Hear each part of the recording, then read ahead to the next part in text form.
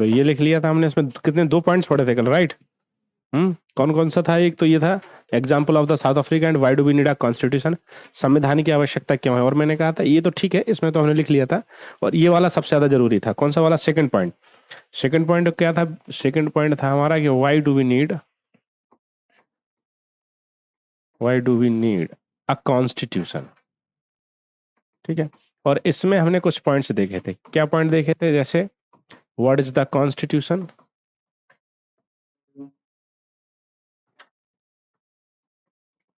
संविधान क्या है,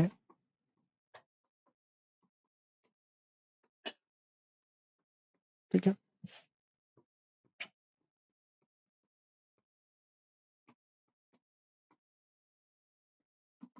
डिफरेंस बिटवीन कॉन्स्टिट्यूशन एंड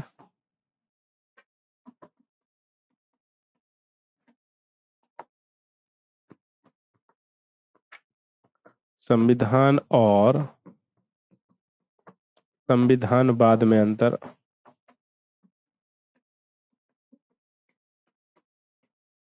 और एक तीसरा पॉइंट था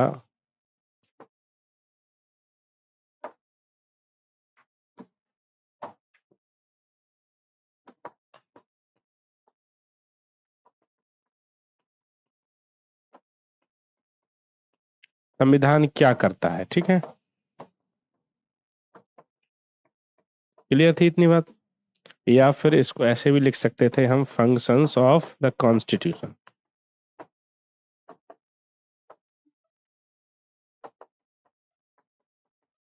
एक ही बात है, ये दोनों पॉइंट एक ही है। इतनी बात क्लियर लिख ली, समझ आ गई थी बातें? तो क्या है what is the constitution? A set of rules and laws. Differences between constitution and constitution में क्या था? Constitution is a set of documents, rules and documents. And constitutionalism क्या है? अप्रोच है and supremacy of the constitution.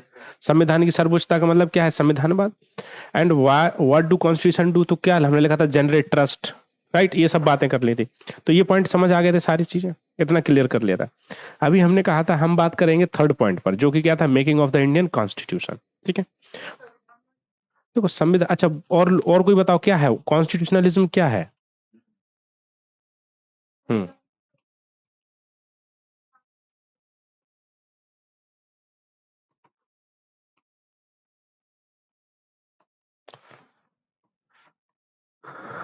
ये है कि एक क्या है कॉन्स्टिट्यूशनलिज्म। देखो तो ये कह सकते हैं कि कॉन्स्टिट्यूशनलिज्म क्या है? एक डॉक्ट्राइन है। ठीक है, डॉक्ट्राइन है मतलब कि एक विचार है, एक पद्धति है। ठीक है, डॉक्ट्राइन है, एक प्रिंसिपल है। ये कॉन्स्टिट्यूशनलिज्म करता क्या है? अच्छा मैं आपसे कहूँ कि कॉन्स्टिट्यूशन इंश्योर्स डेमोक्रेसी और कॉन्स्टिट्यूशनलिज्म इंश्योर डेमोक्रेसी, तो कौन सा सही होगा? Constitutionalism ensure democracy. लोकतंत्र की स्थापना संविधान करता है या लोकतंत्र की स्थापना संविधानवाद करता है? तो लोकतंत्र की स्थापना कौन करता है? क्योंकि संविधानवाद का मतलब क्या है? कॉन्स्टिट्यूशन का मतलब क्या है? Supremacy of the constitution. जैसे in China there is constitution but there is no democracy, because क्योंकि वहां क्या नहीं है? सुप्रीमेसी ऑफ द कॉन्स्टिट्यूशन नहीं है। ठीक है, संविधान होने का मतलब जरूरी नहीं है कि वो डेमोक्रेसी होगा। डेमोक्रेसी के लिए जरूरी क्या है? कि कॉन्स्टिट्यूशनलिज्म होना चाहिए। तो अब ये समझना पड़ेगा कि कॉन्स्टिट्यूशनलिज्म का मतलब क्या होता है, इसके बेसिक फीचर्स ऑफ कॉन्स्टिट्यूशनलिज्म क्या है। हम ये कैसे डिसाइड करेंगे कि किसी देश में कॉन्स्टिट्यूशनलिज्म है? कैसे डिसाइड करोगे? बोलो क्या फीचर्स होने चाहिए कॉन्स्टिट्यूशनलिज्म के, संविधानवाद की क्या विशेषताएं होनी चाहिए? सबसे पहले तो कल ही जो हमने बात करी थी वो क्या है? सुप्रीमेसी ऑफ द क्या होना चाहिए? सुप्रीमेसी ऑफ कॉन्स्टिट्यूशन होनी चाहिए, मतलब संविधान की सर्वोच्चता होनी चाहिए। ठीक है, ठीक है, चलो और क्या होना चाहिए? देखो और रिटन कॉन्स्टिट्यूशन से अच्छा है हम क्या लिख लें इससे? हाँ हाँ, लिविंग डॉक्यूमेंट के तौर पे होना चाहिए। और क्या होना चाहिए? बोलो। ठीक है, ये सही बात है। क्या होना चाहिए? लिमिटेड गवर्नमेंट होनी चाहिए, मतलब सीमित सरकार। कैसी सरकार होनी चाहिए? सरकार की शक्तियों को कौन सीमित कर रहा हो? कॉन्स्टिट्यूशन। क्योंकि सुप्रीमेसी ऑफ द कॉन्स्टिट्यूशन है तो government derives its powers from the constitution. So government कैसी कहेंगे उसको? सीमित। सरकार कहां से अपनी शक्तियां लेती है? सरकार अपनी शक्तियां कहां से? संविधान से प्राप्त करता है। तो अगर किसी देश में कॉन्स्टिट्यूशनलिज्म है जैसे, तो वहां क्या होगा? सुप्रीमेसी ऑफ द कॉन्स्टिट्यूशन होगा। लिमिटेड, जैसे तो फिर देखो चाइना में लिमिटेड गवर्नमेंट है और अनलिमिटेड गवर्नमेंट है। अनलिमिटेड है क्योंकि वहां की सरकार संविधान से बंधी हुई नहीं है, तो इसको लिमिटेड गवर्नमेंट बोल रहे हैं। तो कॉन्स्टिट्यूशनलिज्म एक प्रिंसिपल है, एक डॉक्ट्राइन है, एक पूरा आइडिया है। कॉन्स्टिट्यूशनलिज्म वहां होगा जहां सुप्रीमेसी ऑफ द कॉन्स्टिट्यूशन होगी, संविधान की सर्वोच्चता होगी, और लिमिटेड गवर्नमेंट, सीमित सरकार होगी। और क्या होगा?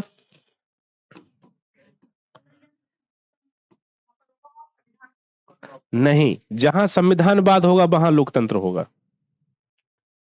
समझे? जैसे पाकिस्तान कहता है कि वो लोकतंत्र है, पाकिस्तान के अकॉर्डिंग पाकिस्तानी की सरकार कैसी है? लोकतांत्रिक सरकार है। तो क्या पाकिस्तान में सच में लोकतंत्र है? नहीं। केवल लोकतंत्र कहने से संविधानवाद नहीं होगा। जिस देश में संविधानवाद होगा वहां क्या होगा? लोकतंत्र होगा। वहां लोकतंत्र होगा। हाँ, ठीक है। हाँ, बिल्कुल, कानून का शासन होना चाहिए। क्या होना चाहिए? कानून का शासन। ठीक है। और क्या होना चाहिए? रिस्पेक्ट फॉर राइट्स होना चाहिए इंडिविजुअल्स के। ठीक है, अधिकारों का सम्मान। तो वहां क्या ये सब फीचर्स किसके फीचर्स हैं? और जहां ये बातें होंगी, समझो, जहां ये बातें होंगी वहां क्या होगा? नहीं, वहां, हाँ, वहां क्या होगा? कॉन्स्टिट्यूशनलिज्म होगा। ठीक है, संविधानवाद होगा। और जहां संविधानवाद होगा वहां क्या होगा? वहां क्या होगा? वहां लोकतंत्र होगा। ठीक है, तो सीधी सी बात है, लोकतंत्र के लिए क्या जरूरी है? संविधानवाद। या फिर जहां संविधानवाद है वहां क्या है? लोकतंत्र है। सीधा सा मतलब है ये। वो अलग चीजें हैं, वो अलग चीजें हैं, वो अभी यहाँ कनेक्ट नहीं करना है, केवल यहाँ इतना समझना है। अब देखो, डेमोक्रेसी और कॉन्स्टिट्यूशन के बीच में क्या है? डेमोक्रेसी और कॉन्स्टिट्यूशनलिज्म के बीच में क्या है? क्या है? संविधान है। ठीक है, अगर किसी देश में केवल संविधान है और वहां संविधानवाद नहीं है तो क्या डेमोक्रेसी होगी? अगर किसी देश में संविधान है और संविधान के साथ साथ क्या है, तो वहां क्या होगा? सीधा सा यही मतलब है पूरी कहानी का। समझे? यही एनसीईआरटी हमें बताना चाह रही है, यही है बेसिक सा। समझ गए बात? लोकतंत्र के लिए क्या जरूरी है? संविधान या संविधानवाद? तो संविधानवाद क्या है? ये है, ये है ना संविधानवाद, बस यही मतलब है। लोकतंत्र, संविधान, संविधानवाद, और ये मतलब है, सीधे सा बात है। समझ गए बात को? यही चीजें होंगी तभी क्या होगा? लोकतंत्र होगा। जैसे भारत में संविधान है और क्या है? संविधानवाद है। ये कैसे बताओगे? इन बातों से बताएंगे। किन बातों से बताएंगे? कि भारत में क्या है? संविधानवाद है, कानून की सर्वोच्चता है, सीमित सरकार है, कानून का शासन है, लोगों के अधिकारों का सम्मान किया जाता है। इस वजह से भारत में क्या है? संविधानवाद है। क्या चाइना में लोगों के अधिकारों का सम्मान किया जाता है? वहां के लोगों को फंडामेंटल राइट से मिले हैं? नहीं मिले। क्या वहां कानून का शासन है, या सी जिनपिंग का शासन है, या किसी एक पार्टी का शासन है, कम्युनिस्ट पार्टी ऑफ चाइना का शासन है? क्या चाइना की गवर्नमेंट लिमिटेड गवर्नमेंट है? क्या चाइना में सुप्रीमेसी ऑफ द कॉन्स्टिट्यूशन है? तो ये चीजें नहीं है, इसलिए चाइना में क्या नहीं है? लेकिन कॉन्स्टिट्यूशन है, फिर भी वो क्या है? नहीं है, डेमोक्रेसी। यही, इसी बात को कैसे भी करते रहो, बात एक ही है वो। ठीक है, किसी भी तरह से समझो, चीजें एक ही है। समझ गए बात? तो संविधान और संविधानवाद में क्या अंतर है? वो यही अंतर है कि अब जैसे क्वेश्चन क्या था कल, what is the difference between constitution and constitutionalism? संविधान और संविधानवाद में क्या अंतर है?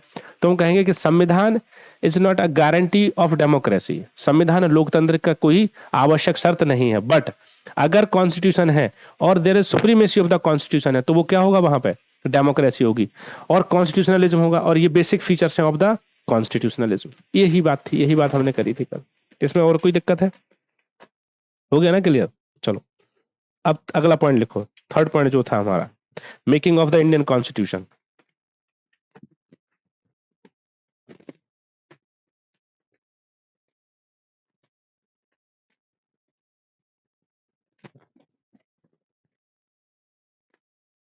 ये बात समझ आ गई थी? तीसरा पॉइंट था संविधान, भारतीय संविधान का निर्माण।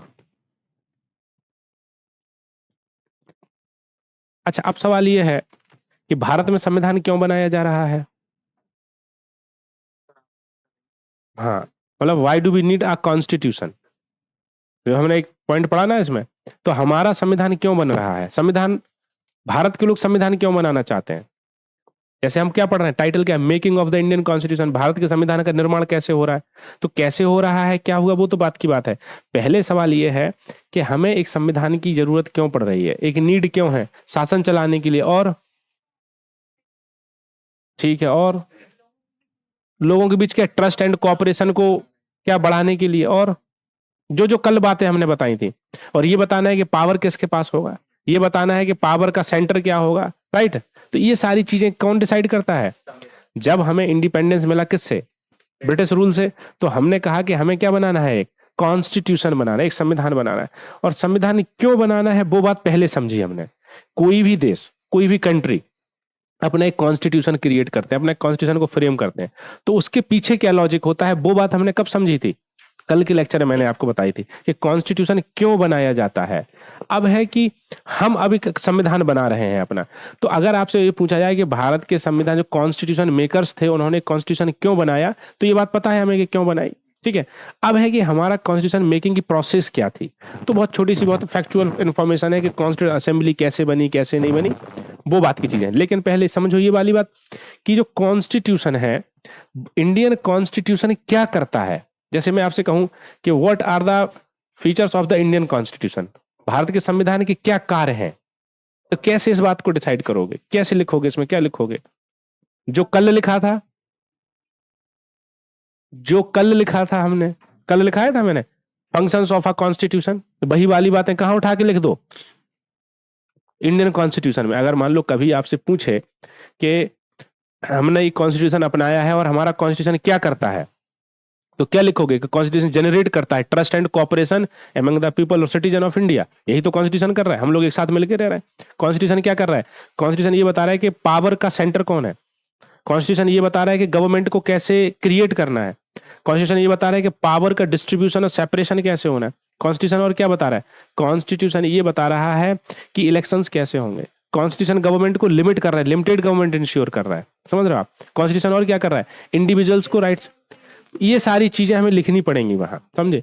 ये इसीलिए देखो, जैसे जब हम एडवांस पॉलिटी पढ़ते हैं तो क्या डिफरेंस है दोनों पॉलिटी पढ़ने में, कि जब एडवांस पॉलिटी पढ़ते हैं तो हम एक हेडिंग बनाते हैं कॉन्स्टिट्यूंट असेंबली, संविधान सभा, और वहां पे लिखना शुरू कर देते हैं कि संविधान सभा का निर्माण ऐसे हुआ, ऐसे हुआ, ऐसे हुआ। लेकिन वो इन्फॉर्मेशन अधूरी है एनसीईआरटी के बिना। सवाल यह है कि जो कॉन्स्टिट्यूंट असेंबली हम एडवांस पॉलिटी में पढ़ रहे हैं, जो संविधान सभा हम पढ़ रहे हैं पॉलिटी में, जो लेक्चर जो एडवांस पॉलिटी अभी जीएस पॉलिटी होती है, सवाल यह है कि वो कॉन्स्टिट्यूंट असेंबली बनाई क्यों गई है, और उस कॉन्स्टिट्यूंट असेंबली ने जो कॉन्स्टिट्यूशन बनाया उस कॉन्स्टिट्यूशन का फंक्शन क्या है, वो कॉन्स्टिट्यूशन हमें क्यों चाहिए, कॉन्स्टिट्यूशन होता क्या है। ये सब बातें कहाँ लिखी हैं? ये कोई भी किताब वाला नहीं लिख सकता, क्योंकि वो ये बातें लिखेगा तो कॉन्स्टिट्यूंट असेंबली कहीं गायब हो जाएगी उसकी किताब लिखने से, क्योंकि वो लिख ही नहीं पाएगा वो इन्फॉर्मेशन कि इतने मेंबर्स थे, ये थे, वो थे, समझे? तो वो जो कॉन्स्टिट्यूंट असेंबली जो किताबों में लिखी है वो है प्रीलिम्स का फैक्ट, और ये कहां से है? ये मेंस का फैक्ट। तो ये डिफरेंस है दोनों में, समझे? तो इसलिए कहते हैं कि एडवांस पॉलिटी के साथ क्या पढ़ो, ये 9th क्लास का सेकंड चैप्टर हमें हमारे कॉन्स्टिट्यूंट असेंबली के बारे में बहुत इंफॉर्मेशन दे रहा है, लेकिन उस इंफॉर्मेशन से पहले वो क्या बता रहा है? कॉन्स्टिट्यूशन क्या है, कॉन्स्टिट्यूशन करता क्या है, हमें कॉन्स्टिट्यूशन की जरूरत आवश्यकता क्यों पड़ती है, ये सब बातें एनसीईआरटी बता रही है, समझे? तो अगर आपसे मान लो कॉन्स्टिट्यूंट असेंबली छोड़ के वो ये सवाल पूछ ले कि इंडियन कॉन्स्टिट्यूशन मेकर्स ने कॉन्स्टिट्यूशन क्यों बनाया, एक सवाल हो गया ये मीन्स का अपना, वो लोग क्यों बनाया, क्या करना चाहते थे वो, यही सब बातें जो कल लिखी वही सब बातें होंगी। ये भी हो सकता है कि why Indians need a constitution, बोलो क्यों हमें एक संविधान की आवश्यकता, भारतीयों को संविधान की आवश्यकता क्यों है, यही सब बातें जो कल लिखी, कुछ भी सवाल हो सकता है, समझ रहे हो? तो यही आंसर वही होगा जो संविधान सभा। अब ये हो सकता है कि हमें एक संविधान सभा की जरूरत ही क्यों पड़ी, तो भी क्या आंसर होगा उसका? क्योंकि संविधान सभा का बेसिक फंक्शन, कॉन्स्टिट्यूंट असेंबली का बेसिक फंक्शन क्या था, जो बातें हमने कल करी कि कॉन्स्टिट्यूशन बनाना, कॉन्स्टिट्यूशन क्या है, और कॉन्स्टिट्यूशन बनाना है तो कॉन्स्टिट्यूशन क्या कर रहा है, वो कॉपरेशन ट्रस्ट क्रिएट कर रहा है, जनरेट कर रहा है, यही सब बातें हैं, ठीक है? अभी जो लिख रहे हैं वो तो हर किताब में बात मिल जाती है, लेकिन ये वाली बातें जो कल तक करी थी वो हर किताब में नहीं मिलती। तो ये लिंक है वहां, ये वाली बात कहाँ लिंक है? जो किताबों में मिलती है उससे लिंकेज है इसका।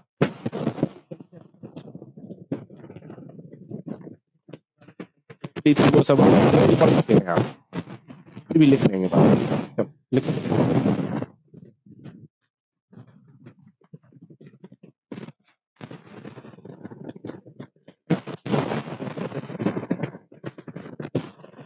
in 1928,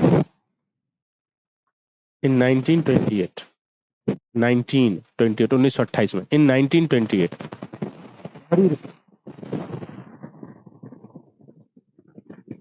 demanded for a constitution.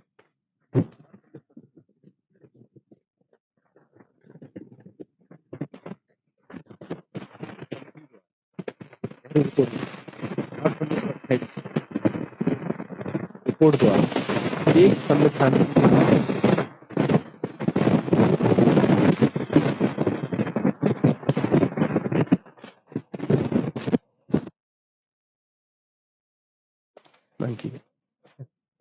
Next point लिखो, in Karachi session, Karachi session 1931 संविधान की मांग की गई। In Karachi session, in Karachi session 1931 Indian National Congress, Indian National Congress demanded for a constitution. लिखो, 1931 के कराची अधिवेशन में, कराची अधिवेशन में, कराची अधिवेशन में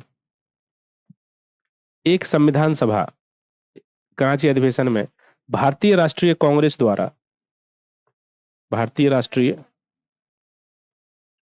कराची अधिवेशन में भारतीय राष्ट्रीय कांग्रेस द्वारा, भारतीय राष्ट्रीय कांग्रेस द्वारा संविधान की मांग की गई। ये अभी तक क्या मांग कर रहे हैं कि संविधान होना चाहिए, इंडियंस का अपना कॉन्स्टिट्यूशन होना चाहिए। देखो next point, in 1934, in 1934 M N Roy, in 1934 M N Roy demanded for, demanded for a constituent assembly, for constituent assembly।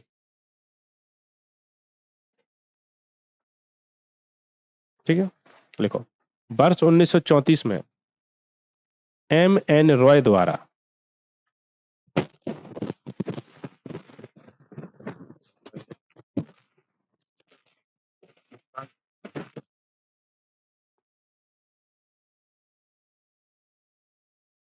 सभा की मांग की गई।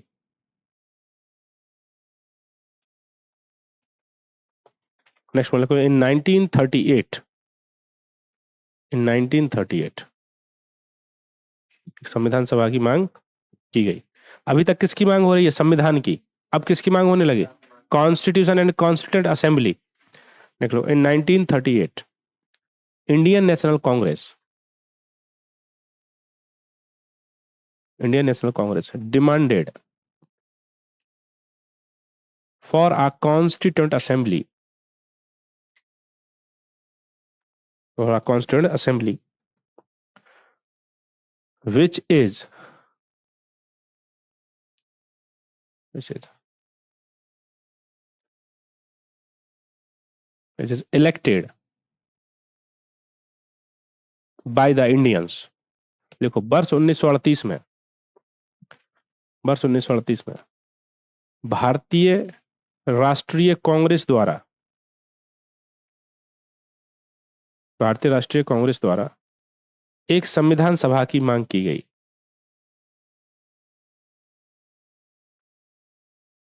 एक संविधान सभा की मांग की गई, मांग की गई और यह कहा गया कि यह संविधान सभा, और यह कहा गया कि यह संविधान सभा भारतीयों द्वारा निर्मित होनी चाहिए। मांग की गई और यह कहा गया कि यह संविधान सभा भारतीयों द्वारा निर्मित होनी चाहिए। ब्रैकेट में लिख लो कि official demand for a constituent assembly.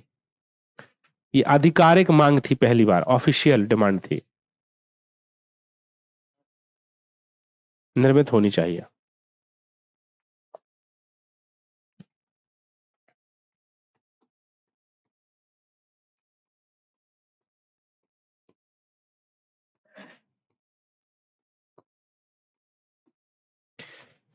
देखो 1928 में कौन मांग कर रहा है? नहीं, पंडित नेहरू नहीं। नेहरू रिपोर्ट किसके चेयरमैनशिप में था? हाँ, ये यहाँ कौन थे? मोतीलाल नेहरू, उनके पिताजी थे ये, नेहरू जी नहीं थे यहाँ। 1931 कराची अधिवेशन, इंडियन नेशनल कांग्रेस मांग कर रही है। ये दोनों किस चीज की मांग कर रहे हैं? केवल कॉन्स्टिट्यूशन की मांग कर रहे हैं।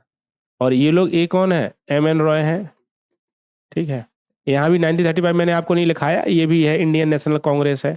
ये भी क्या है? Indian National Congress. ये पहली बार ऑफिशियल डिमांड की इन्होंने, ऑफिशियल डिमांड की इन्होंने, ठीक है। ये ऑफिशियल डिमांड नहीं है। और ये लोग किसकी मांग कर रहे हैं? कॉन्स्टिट्यूएंट असेंबली की बात कर रहे हैं, ठीक है। समझ गए बात को? मतलब कि इंडियंस ये कह रहे हैं कि हमारा अपना कॉन्स्टिट्यूशन होना चाहिए, और क्या होना चाहिए? बाद में कह रहे हैं कि हमारी कॉन्स्टिट्यूंट असेंबली होनी चाहिए, जो क्या बनाएगी?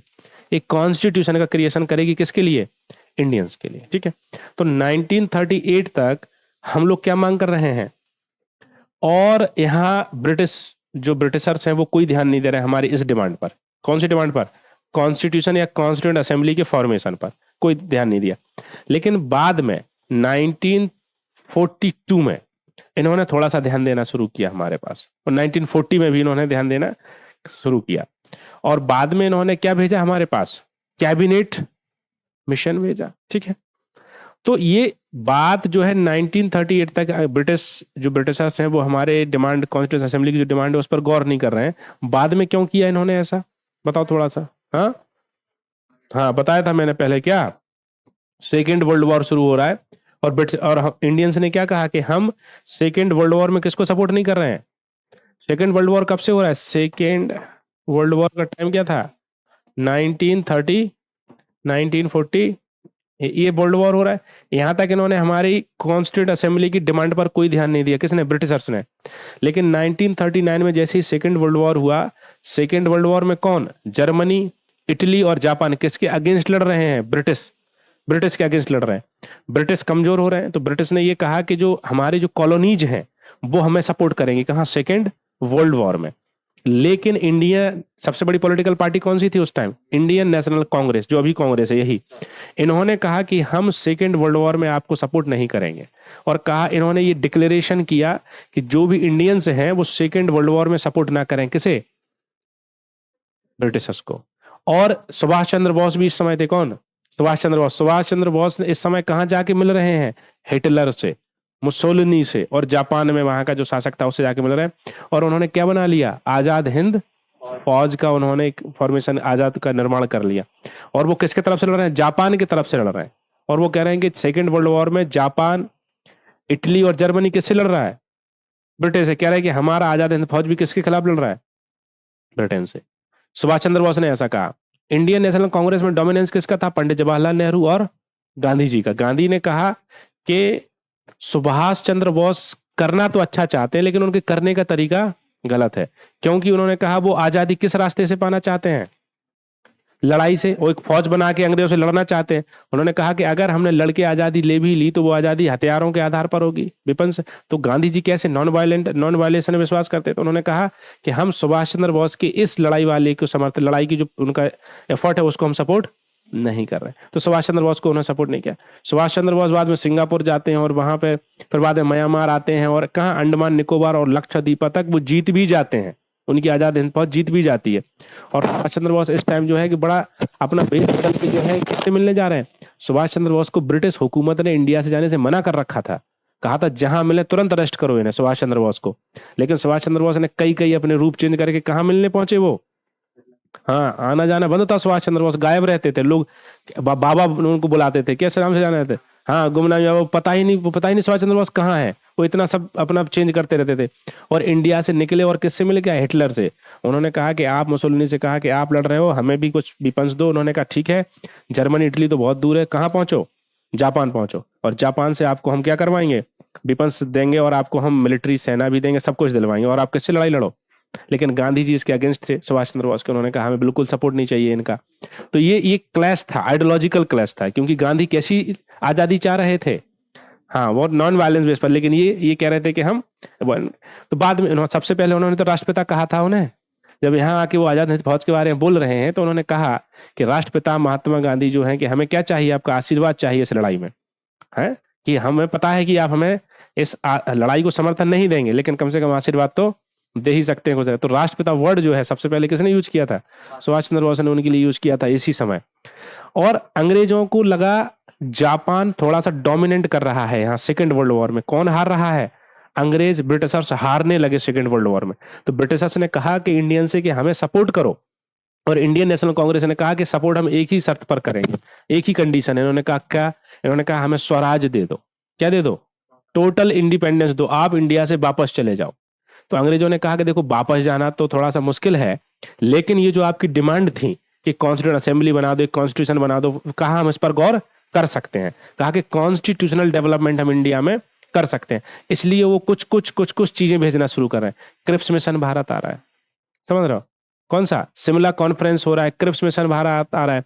और ये सब कब आ रहा है? सेकेंड वर्ल्ड वॉर के टाइम, समझ रहे हो? सेकेंड वर्ल्ड वॉर के साथ लॉर्ड लिनलिथगो थे, उनके समय आ रहा है। क्रिप्स मिशन बाद में स्टोफर्ड क्रिप्स थे, उनके चेयरमैनशिप में, लीडरशिप में आ रहा है। और ये लोग किस लिए आ रहे हैं? कि ये इस पे बात करना चाहते हैं कि भारत का एक कॉन्स्टिट्यूशन होना चाहिए, उसके लिए कॉन्स्टिट्यूशन असेंबली होनी चाहिए। कहा कि ठीक है, हम एक कॉन्स्टिट्यूशन असेंबली का एक क्रिएशन करेंगे। वो कॉन्स्टिट्यूशन असेंबली क्या बनाएगी? कॉन्स्टिट्यूशन बनाएगी। ये बात करने के लिए लोग भारत आ रहे हैं। ऐसा नहीं है कि वो अच्छे मन से आ रहे हैं, बुरे मन से आ रहे हैं, क्योंकि उन्हें क्या चाहिए? सपोर्ट। कब चाहिए? सेकेंड वर्ल्ड वॉर में।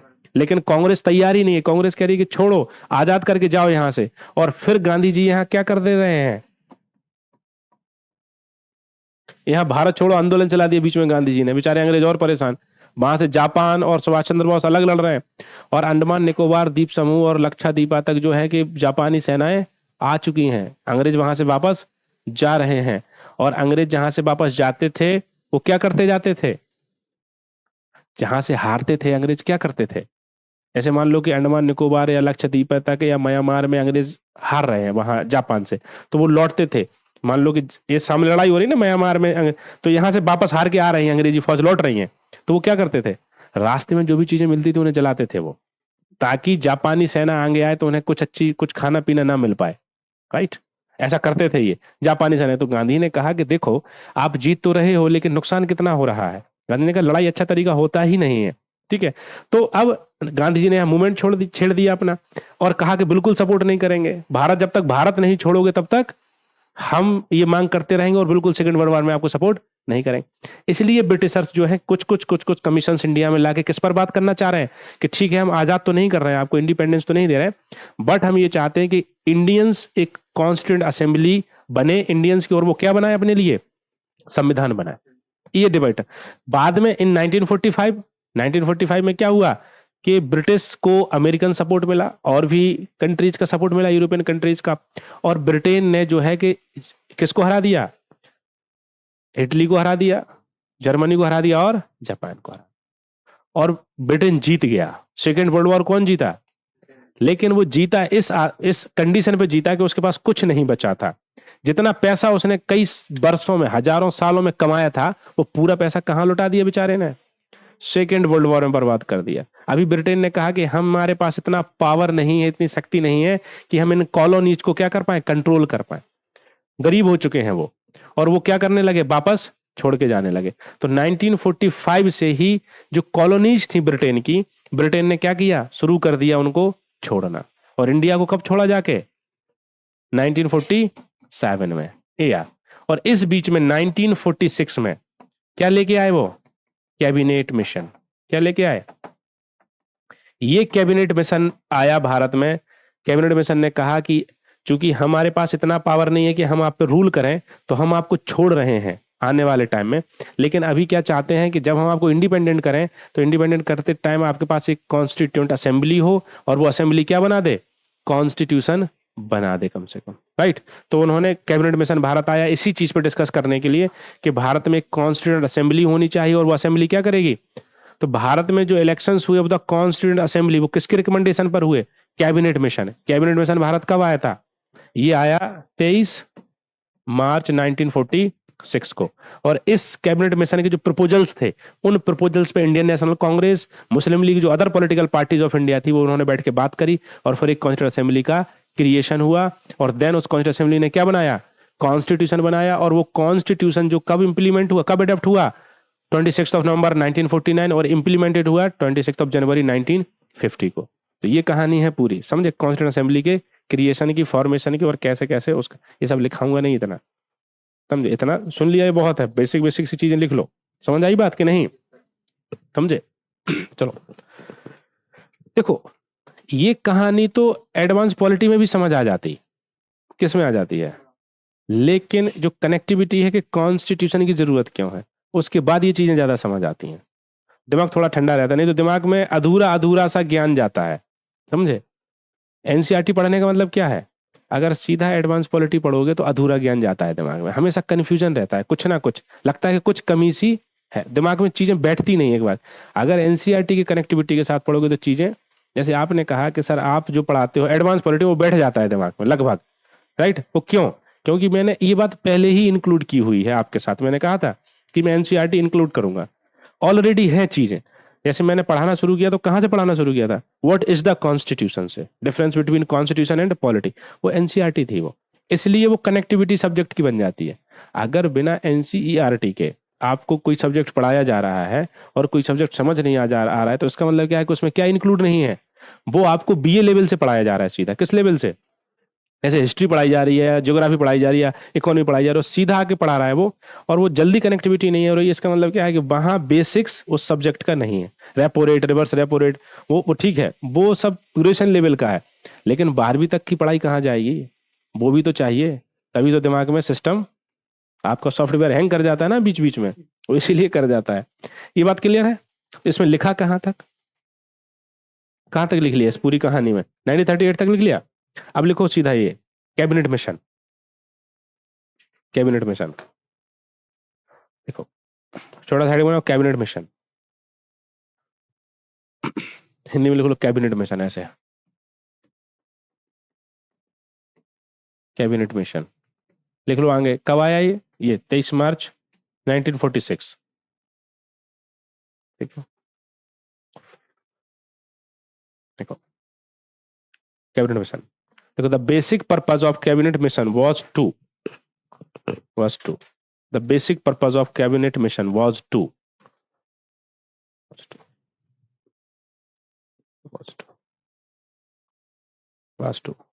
form banana, form a constituent assembly for the India। Cabinet mission का मुख्य उद्देश्य था, भारतीयों के लिए कैबिनेट मिशन का मुख्य उद्देश्य था भारतीयों के लिए एक संविधान सभा का निर्माण करना, एक संविधान सभा का निर्माण करना। कितने मेंबर बॉडी थी ये, कितने मेंबर थे कैबिनेट मिशन में, और ये इसको कैबिनेट मिशन क्यों, कैबिनेट क्यों बोला जा रहा है, पहले तो बताओ इसको कैबिनेट क्यों बोला जा रहा है, ये सब एनसीईआरटी में नहीं, क्यों क्यों कैबिनेट बोला जा रहा है, क्योंकि इसको कैबिनेट इसलिए बोला जा रहा है कि जो 3 मेंबर थे वो कैबिनेट मिनिस्टर थे। कहाँ के कैबिनेट मिनिस्टर, ब्रिटेन के काउंसिल ऑफ मिनिस्टर के, समझे। कैबिनेट मिशन है, कैबिनेट मिशन जो था 3 मेंबर बॉडी थी, कितने मेंबर बॉडी, 3 मेंबर, कितने मेंबर लिख लो वहीं ब्रैकेट में, 3 सदस्यीय वो था ये मिशन, 3 सदस्यीय, 3 सदस्य में एक थे सर पैथिक लॉरेंस, एक व्यक्ति कौन थे 3 सदस्य में, एक व्यक्ति थे सर, सर तो लगते थे ना सर नाइटहुड, ऐसे सर पैथिक लॉरेंस, PATH होता है पैथिक, सी पैथिक लॉरेंस। एक थे स्टोफर्ड क्रिप्स, स्टोफर्ड क्रिप्स, CRIPP होता है क्रिप्स, स्टोफर्ड क्रिप्स, ठीक है। और एक थे AV अलेक्जेंडर, सर स्टोफर्ड क्रिप्स थे, और तीसरा आदमी था वी वाला, बी वाला नहीं, AV अलेक्जेंडर, ठीक है। तो 3 लोग थे, और चेयरमैन कौन था इसमें से, हाँ, sir Pethick Lawrence was the chairman of the cabinet mission, sir Pethick Lawrence इसके अध्यक्ष थे।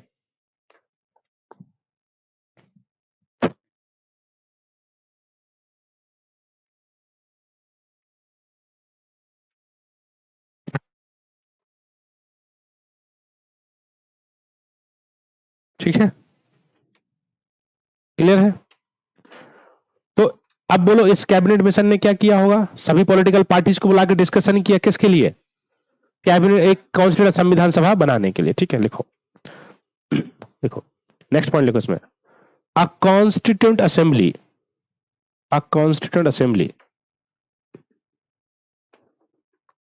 created, constituent assembly created in India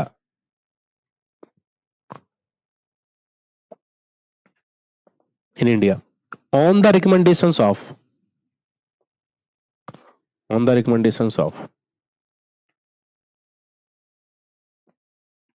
cabinet mission, cabinet mission की सिफारिश पर एक संविधान सभा का निर्माण किया गया।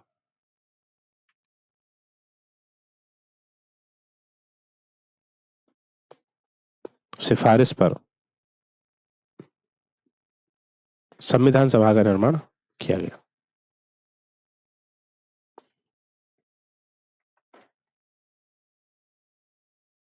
Next point, elections were held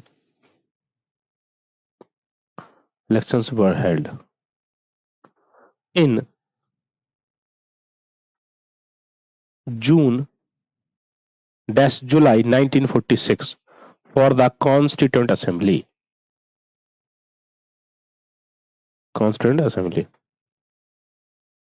देखो, जून जुलाई 1946 में संविधान सभा के लिए चुनाव हुए।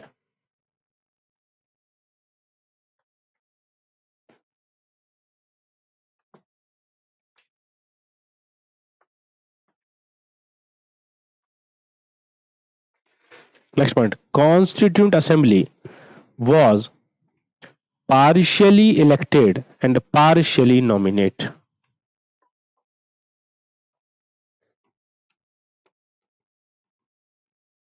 Partially elected and partially nominated. संविधान सभा अंशतः, मतलब आधी, संविधान सभा अंशतः निर्वाचित और अंशतः मनोनीत थी।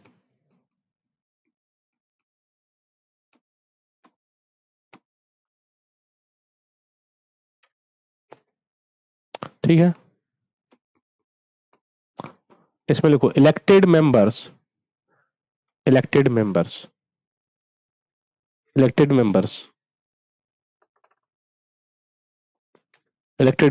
of a constituent assembly were elected by the legislative, ऐसे लिखेंगे, elected members of the constituent assembly were elected by the members of the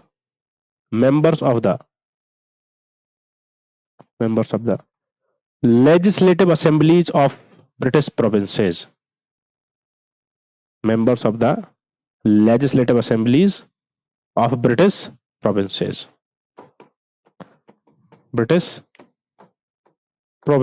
लिखो, निर्वाचित सदस्य, इसमें लिखेंगे निर्वाचित सदस्य ब्रिटिश प्रांतों की,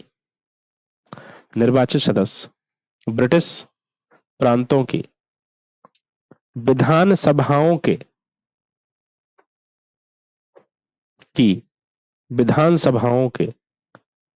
सदस्यों द्वारा चुने गए थे। ब्रिटिश प्रांतों की विधानसभाओं के सदस्यों द्वारा चुने गए थे।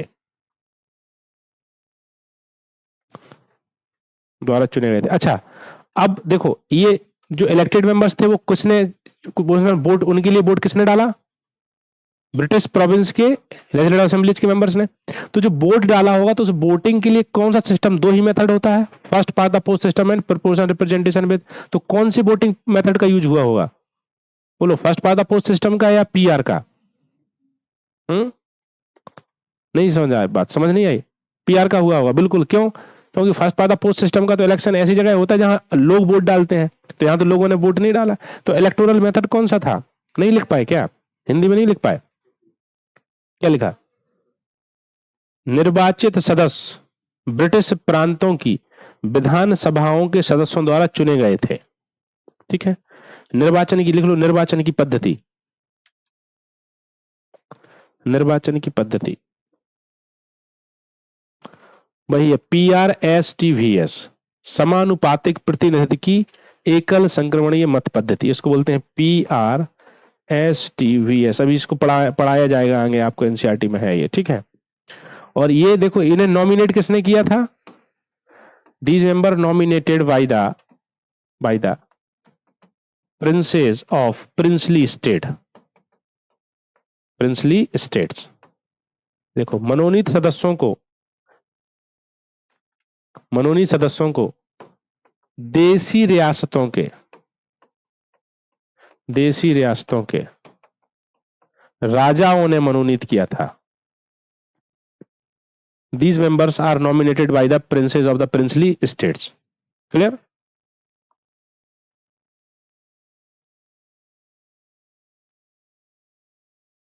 ठीक है। अब देखो, एक चीज और लिख सकते हो कि टोटल मेंबर कितने थे कॉन्स्टिट्यूएंट असेंबली? बोलो, total members of constituent assembly के हैं कितने? 389। ठीक है, 389 में से ब्रिटिश प्रोविंस से कितने मेंबर थे? ब्रिटिश प्रोविंस से कितने थे? नहीं, 389 में से ब्रिटिश प्रोविंस से 292। प्रिंसली स्टेट से कितने मेंबर आए थे? 93। एंड एक थे चीफ कमिश्नरीज, इनसे कितने मेंबर आए थे? 4। टोटल मेंबर कितने हो गए? 29 हो गए, 3 एंड 4 कितने हो गए? हाँ ठीक है, लिख लो ऐसे, ये बात बना लो।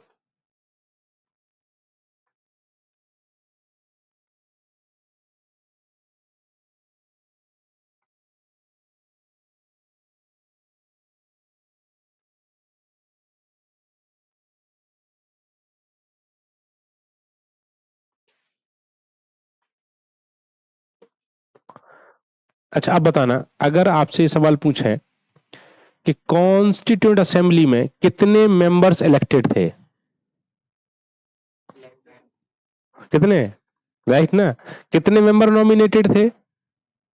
सीधी सी बात है, क्योंकि इलेक्टेड मेंबर कहां से आए थे? राइट। और नॉमिनेटेड मेंबर कहां से आए थे? देसी रियासतों से। ये क्या है? ब्रिटिश प्रांत है हिंदी के लिए, ब्रिटिश प्रांत। ये क्या है? देसी रियासत है। ये क्या है? चीफ कमिश्नरीज, ऐसे ही बोलते हैं इनको। चीफ कमिश्नरीज का मतलब है यूनियन टेरिटरीज टाइप से कुछ उन्होंने बना रखे थे, वहां से एक एक आए थे, वो गवर्नर जनरल ने नॉमिनेट किए थे, समझे?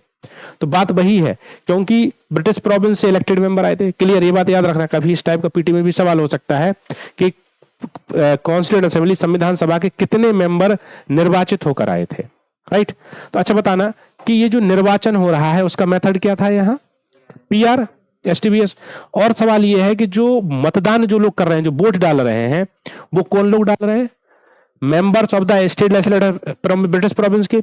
तो जो ब्रिटिश प्रोविंसेस के जो सदस्य थे, क्या वो लोग यूनिवर्सल एडल्ट फ्रेंचाइज पे चुने गए थे? क्या तब सभी को वोट डालने का अधिकार था? नहीं था। इसलिए बोला जाता है कि हमारी जो असेंबली है, कॉन्स्टिट्यूएंट असेंबली, वो सॉवरेन नहीं है, क्योंकि हमने सार्वभौमिक वैश्य मताधिकार के आधार पर उसको नहीं चुना। वो अलग बात है। इतनी बातें समझ आ गई? तो कितने मेंबर चुन के आ गए? और कहें कि अगर एक स्टेटमेंट होगी कि constituent assembly of India was elected body, तो ये बात सही है। Partially elected and partially nominate है, समझे? तो कितने मेंबर बन के आ गए? 389। अब इनका काम क्या है? क्या बनाना है इन्हें? तो ये क्या करेंगे? एक जगह बैठेंगे, बातचीत करेंगे। तो पहली सिटिंग होगी अब इनकी, लिख लो, first sitting of constituent assembly.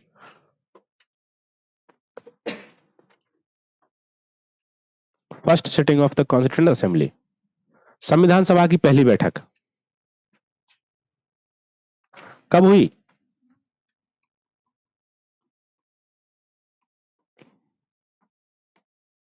9 दिसंबर 1946 को संविधान सभा की पहली बैठक हो रही है।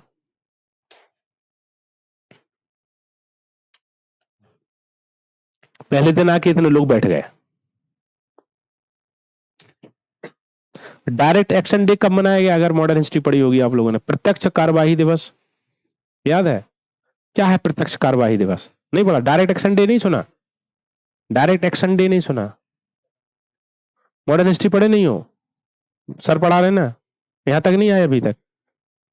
अच्छा, नहीं ये हिंदी मीडियम वालों को पढ़ा रहे होंगे सर, पढ़ा रहे। देखो, ये जो कहानी मैंने सुनाई, यहाँ और भी बहुत कुछ छुपा हुआ था। ये जो कहानी है, इस कहानी में अलग ही कुछ और चल रहा है। यहाँ क्या चल रहा है, मोहम्मद अली जिन्ना है यहाँ। कौन है? हाँ, मोहम्मद अली जिन्ना है। और मोहम्मद अली जिन्ना कुछ अलग ही करना चाहते हैं। यहाँ इंडियन नेशनल कांग्रेस में उनको कुछ रिस्पेक्ट है नहीं। उन्होंने मुस्लिम लीग के आधार पर क्या मांग शुरू कर दी, सेपरेट स्टेट, और उसका नाम क्या रखा उन्होंने, पाकिस्तान। पाकिस्तान नाम मोहम्मद अली जिन्ना ने नहीं दिया था, पाकिस्तान नाम किसी ने, कैम्ब्रिज यूनिवर्सिटी में पढ़ने वाले एक स्टूडेंट थे पाकिस्तानी, उन्होंने उसको पाकिस्तान नाम में, नाम उनका भूल रहा हूं, उन्होंने नाम दिया था उसको पाकिस्तान।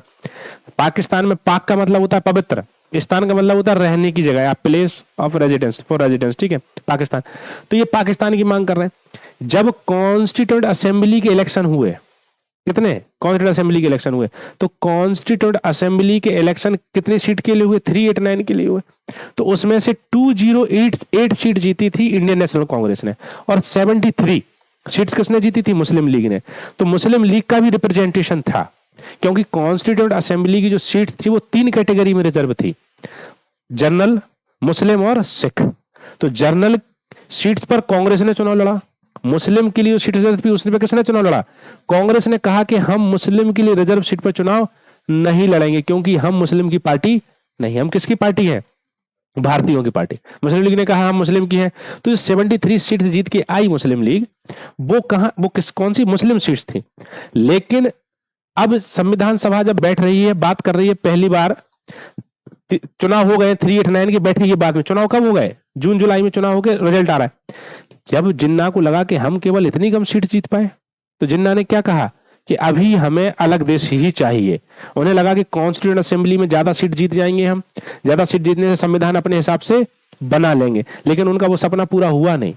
तो पहले वो कैबिनेट मिशन की बात मान गए कि ठीक है, 2 देश का बंटवारा मत करो, चुनाव करवाओ, देखते हैं चुनाव में क्या होता है, उस हिसाब से संविधान बनाया जाएगा। लेकिन जब उन्हें ये पता चला कि मैं तो हार गया एक तरह से, क्योंकि आधे से ज्यादा सीटें कौन जीत गया, कांग्रेस जीत गई 389 में, तो उन्होंने कहा कि दिक्कत हो जाएगी। तो उन्होंने अब क्या कहा कि हमें क्या चाहिए, अलग देश। और उन्होंने कहा कि प्रत्यक्ष कार्यवाही दिवस, डायरेक्ट एक्शन डे। उन्होंने कहा कि हिंदुस्तान के सभी मुस्लिम अब डायरेक्ट एक्शन लो। और एक्शन लो का मतलब क्या है, क्या करो, जहां जो मिले सो मारो काटो लड़ो झगड़ो, सीधा। उन्होंने जब एक कहा, मतलब ऐसा तो नहीं कहा, उन्होंने कहा प्रत्यक्ष डायरेक्ट एक्शन डे मना रहे हैं, अब हमें एक्शन लेना पड़ेगा। जब ऐसा कहा तो वेस्ट बंगाल में क्या होने लगा, ठीक है। तो बाद में प्रॉब्लम ये हुई कि ये कॉन्स्टिट्यूंट असेंबली जो थी, ये कॉन्स्टिट्यूंट असेंबली जो है वो अलग हो गई, किसकी, पाकिस्तान की। तो हमारी कॉन्स्टिट्यूंट असेंबली जो 389 की बनी थी, उसमें हमारे पास कम मेंबर बचे। वो कितने मेंबर बचे, 299। कितने मेंबर बचे, 299। और 289 में से देखो, 389 में से ये 299 घटाओ तो कितना बचेगा, ये मेंबर कहां चले गए, ये पाकिस्तानी कॉन्स्टिट्यूंट असेंबली बनी, ठीक है। तो लास्ट में हमारे पास 29 है। ये इसमें सब कहानी नहीं लिखा रहा हूँ, ठीक है, क्योंकि अभी एक बार और कॉन्स्टिट्यूंट असेंबली पढ़ोगे तो वहां लिखा दूंगा, एनसीईआरटी में और आएगा। ये कहानी नहीं लिखा रहा हूँ। तो ये बस सुन लो इस बात को, ये कहाँ चले गए, पाकिस्तान चले गए। तो बाद में फिर जो हमारा कॉन्स्टिट्यूशन बना वो किसने, कितने लोगों ने बनाया, ये 299 लोगों ने हमारी बात करी। लेकिन अभी हम इसी बात करेंगे, किस पर बात करेंगे, जो हम जहां चल रहे थे उसी पर बात करेंगे। क्या लिखा था आपने, पहली बैठक कब हो गई है। इस पहली बैठक में कहने के लिए हमें लग सकता है कि 389 मेंबर थे, लेकिन कितने मेंबर थे, ठीक है, बाद में इन लोग अलग हो गए। अब पहली बैठक में क्या हुआ, एक अध्यक्ष चुना गया, किसका, कॉन्स्टिट्यूंट असेंबली का। वो कौन था, डॉक्टर सच्चिदानंद सिन्हा, लिख लो, doctor Sachchidanand Sinha elected as a temporary president of constituent assembly.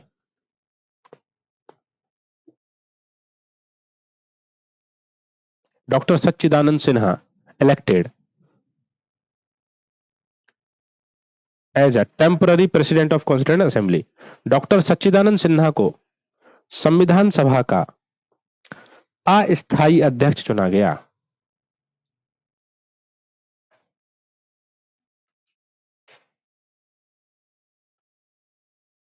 कौन सा अध्यक्ष,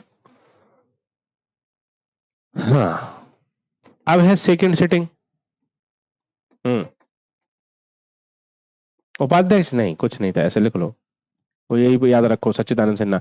और यही ये वही सच्चिदानंद सिन्हा है जो मैंने कल शायद हिंदी मीडियम वाले में पढ़ाया था कि जब पहली बार हमारा लोकसभा स्पीकर और लोकसभा डिप्टी स्पीकर बनाया गया था, जैसे प्रेसिडेंट और डिप्टी प्रेसिडेंट बोलते थे, तो डिप्टी प्रेसिडेंट कौन थे? यही सच्चिदानंद सिन्हा थे, डॉक्टर सच्चिदानंद सिन्हा। समझे? कल हिंदी वालों को बताया था मैं।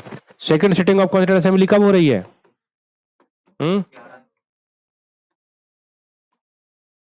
11 दिसंबर 1940 सेकंड सिटिंग हो रही है, ये लिख लो।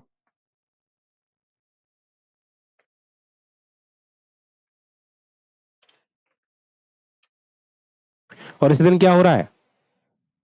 हाँ, doctor Rajendra Prasad elected as permanent, हाँ, president of constituent assembly. President of India नहीं, president of constituent assembly. Doctor Rajendra Prasad को संविधान सभा का स्थायी अध्यक्ष चुना गया।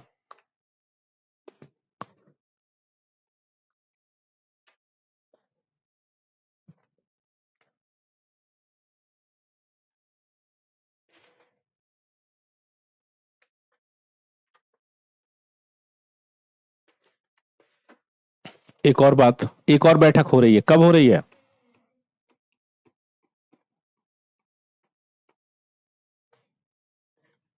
अब एक और बैठक हुई 13 दिसंबर 1946 को।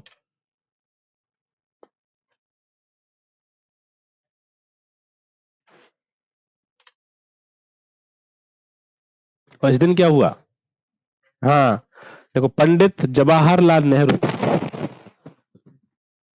जवाहरलाल नेहरू, मोतीलाल नेहरू जिंदा रहे क्या आपका?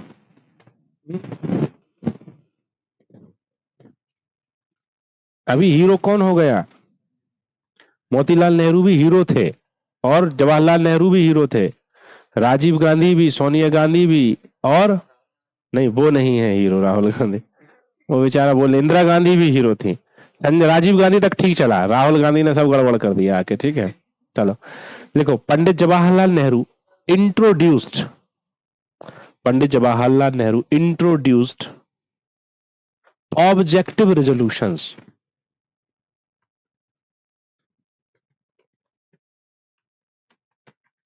इन द कॉन्स्टिट्यूएंट असेंबली। देखो, पंडित जवाहरलाल नेहरू द्वारा संविधान सभा में उद्देश्य प्रस्ताव,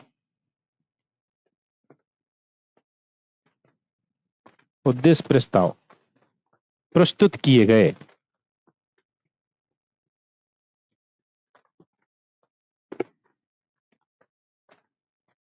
समझे? ठीक, नेक्स्ट पॉइंट, उद्देश्य प्रस्ताव प्रस्तुत किए गए। The constituent assembly, the constituent assembly adopted objective resolutions, adopted objective resolutions on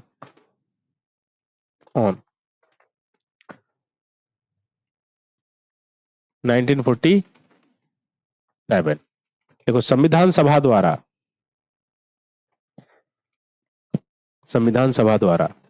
22 जनवरी 1947 को उद्देश्य प्रस्ताव स्वीकार किए गए।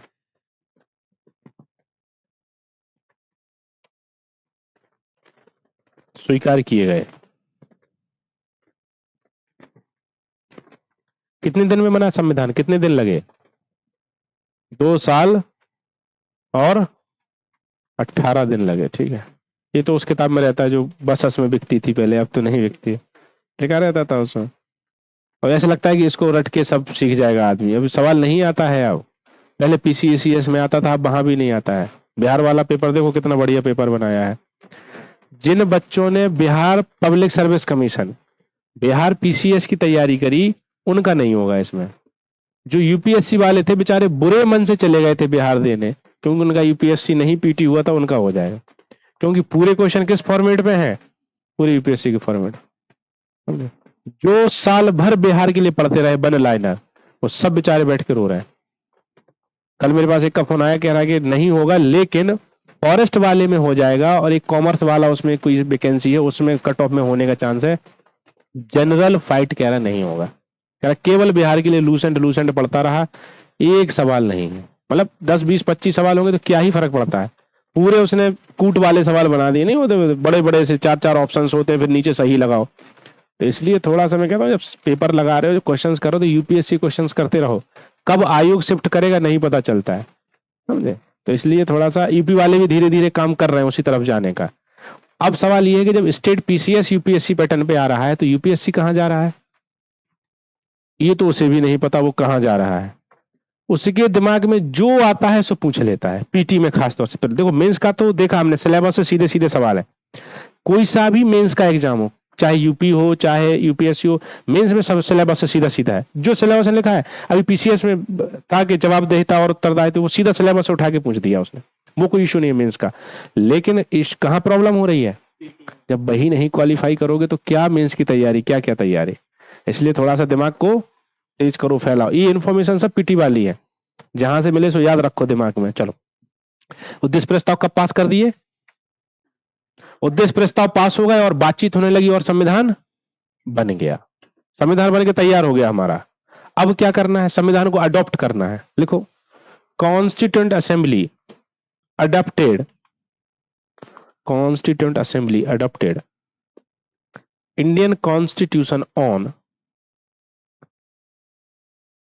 26th of November 1946, 1947, सॉरी 1949, नवंबर 1949। देखो, संविधान सभा द्वारा 26 नवंबर 1949 को, संविधान सभा द्वारा 26 नवंबर 1949 को भारतीय संविधान को स्वीकार किया गया। ठीक है, देखो next point, Indian constitution implemented, स्वीकार किया गया, Indian constitution implemented on 26th of January 1950, 1950 भारतीय संविधान 26 जनवरी 1950 को लागू हुआ।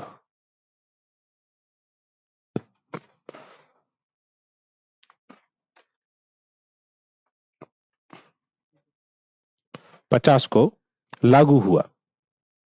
एक्सेप्ट करना और इंप्लीमेंट, लागू होने में फर्क है।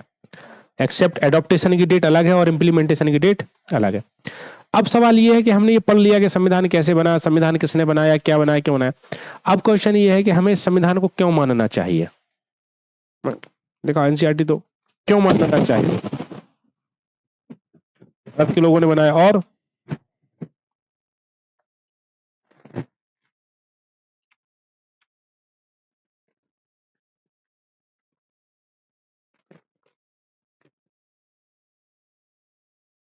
पढ़ना इसको। देखो इसमें कुछ कुछ दिया है, टी कृष्णमाचारी के बारे में दिया है, अबुल कलाम आजाद के बारे में दिया है, जसपाल के, ये सब नहीं लिखा हुआ है मैंने, तो ये सब जाके पढ़ना है, समझे। है सबके पास किताब। बलदेव सिंह, सब कौन कौन थे उसके सदस्य, कौन कौन थे, उन सब के बारे में दिया है। ठीक है, तो ये पढ़ना पड़ेगा आपको। चलो,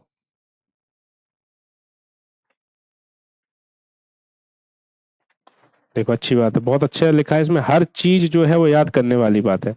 ये कार्टून कह रहा है कि यह तो गड़बड़ हो गई, अगर सभी बुनियादी बातों पर पहले ही फैसला हो गया था तो संविधान सभा बनाने का क्या उद्देश्य था। एनसीईआरटी लेके आया करो, ठीक है। ये लड़की कह रही है कि अगर दक्षिण के बहुसंख्यक काले लोगों ने गोरों से अपने दमन और शोषण का बदला लेने का निश्चय किया होता तो अफ्रीका में क्या होता। समझे, ऐसे सवाल आप लोग क्यों नहीं पूछते हो। देखो ये बच्चे सवाल पूछते हैं यहाँ, मतलब एनसीईआरटी के बच्चे क्या हैं। हाँ, आप लोग कब बनोगे, कब से तो पढ़ रहे हो, कब बनोगे, इतने बड़े होने के बाद आप कब बनो। ये बच्चों के सवाल नहीं है, वो जो एनसीईआरटी लिख रहे हैं वो उनके सवाल है वो, ठीक है।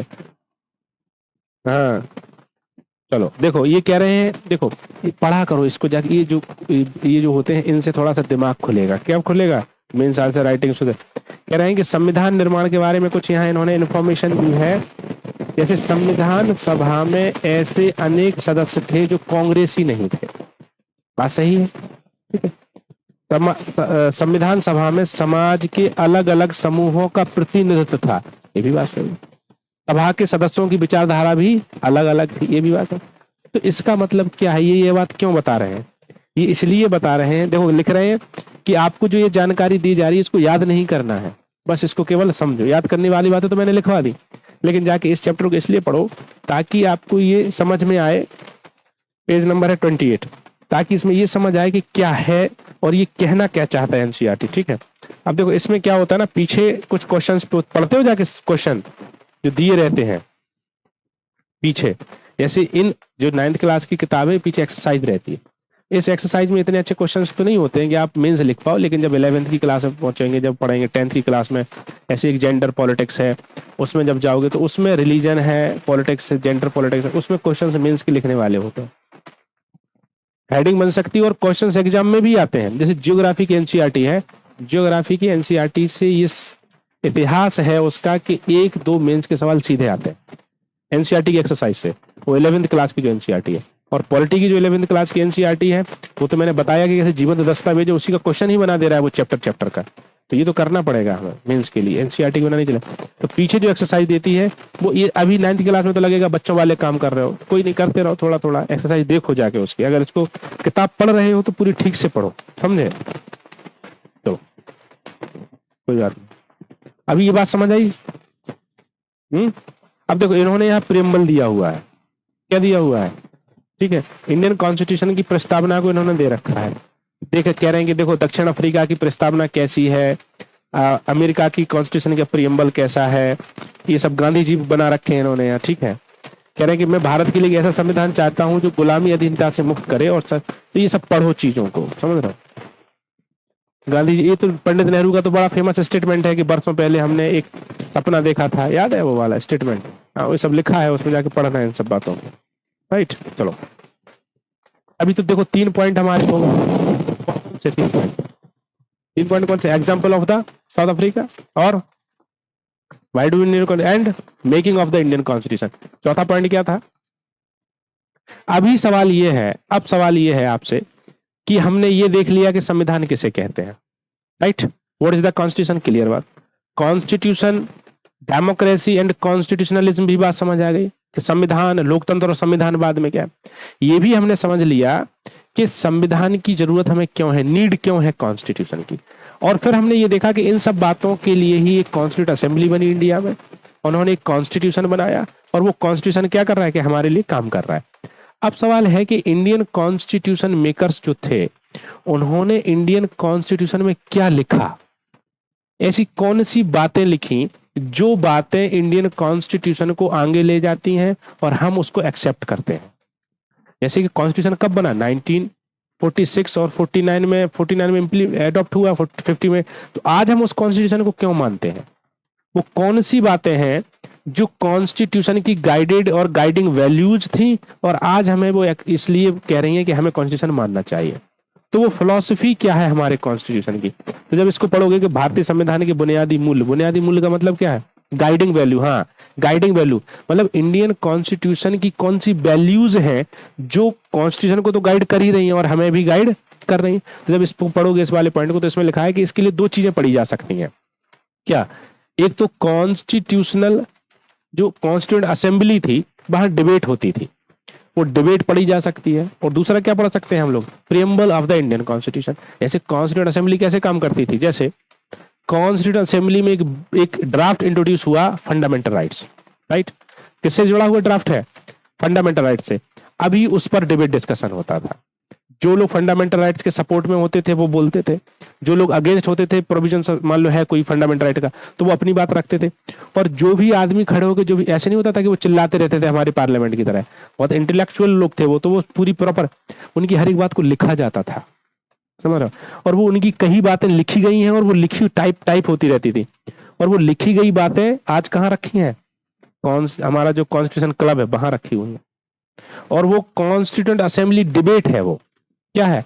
Constituent assembly debate. जैसे मेरे साथ एक थे, मेरे पीएचडी कर रहे थे, वो पीएचडी कर रहे थे कि कॉन्स्टिट्यूएंट असेंबली की डिबेट में विमेन एम्पावरमेंट पे क्या बोला गया।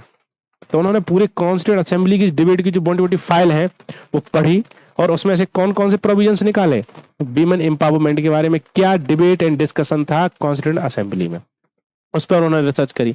एक मेरे जानने वाले थे, उन्होंने रिसर्च करी थी कॉन्स्टिट्यूएंट असेंबली में एससी और एसटी के एम्पावरमेंट को लेकर क्या डिस्कशन हुआ था, समझ रहे हो, तो उन्होंने उस बात को निकाला। और इससे क्या होता है फिर वो देखो ये किताब बन जाती है बाद में, समझ रहे हो, एक किताब बन गई ना, एक उन्होंने एक थीसिस लिखी।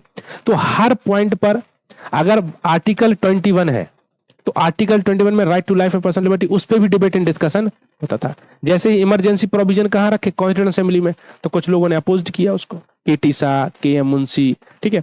और डीपीएसपी रखा तो उसको भी अपोज किया, तो कुछ लोग अपोज करते थे, कुछ लोग सपोर्ट करते थे, हर बात को रखा जाता था।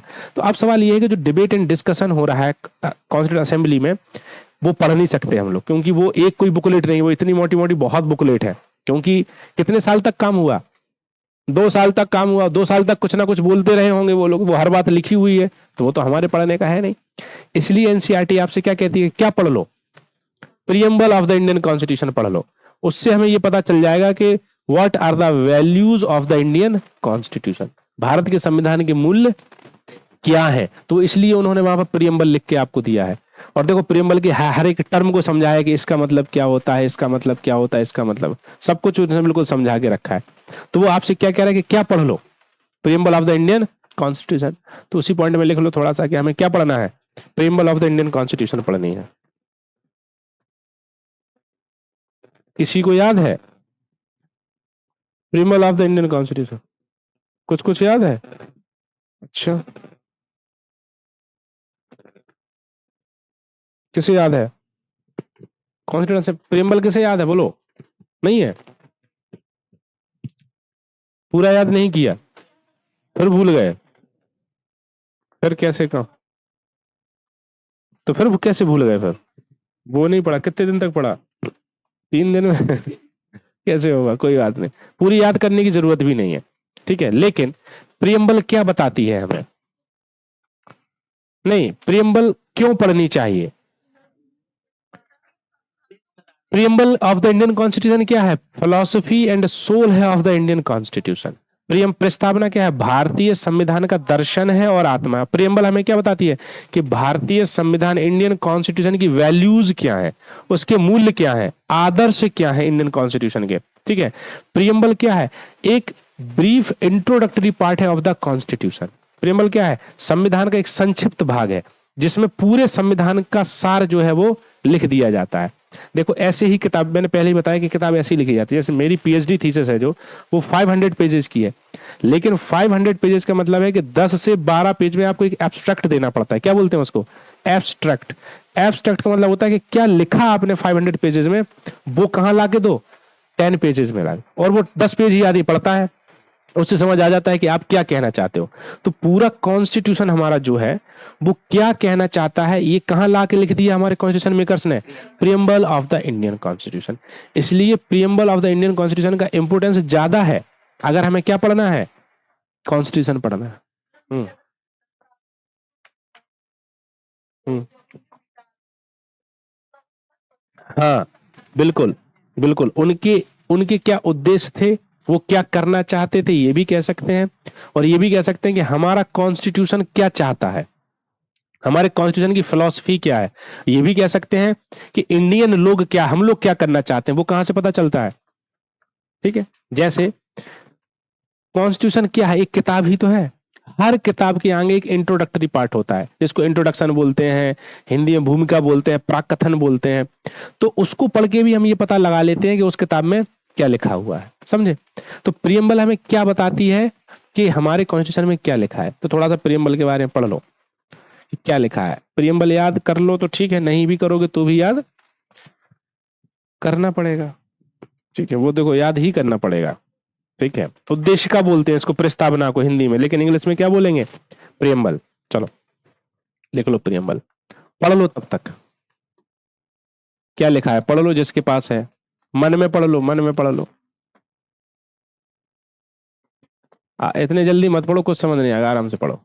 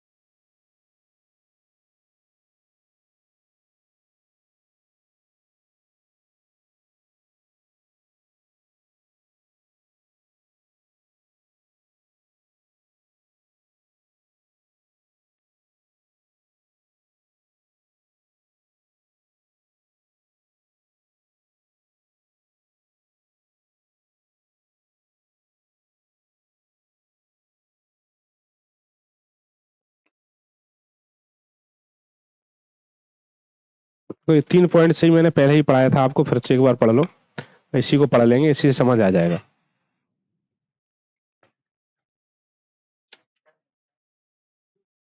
नहीं थी भी और नहीं भी थी, ठीक।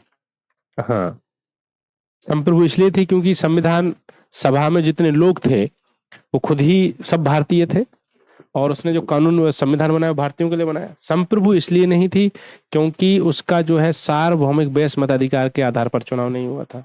लेकिन हम अंततः ये लिखना पड़ेगा लास्ट में कि संप्रभु थी वो हमारी नहीं, संप्रभु सॉवरेन।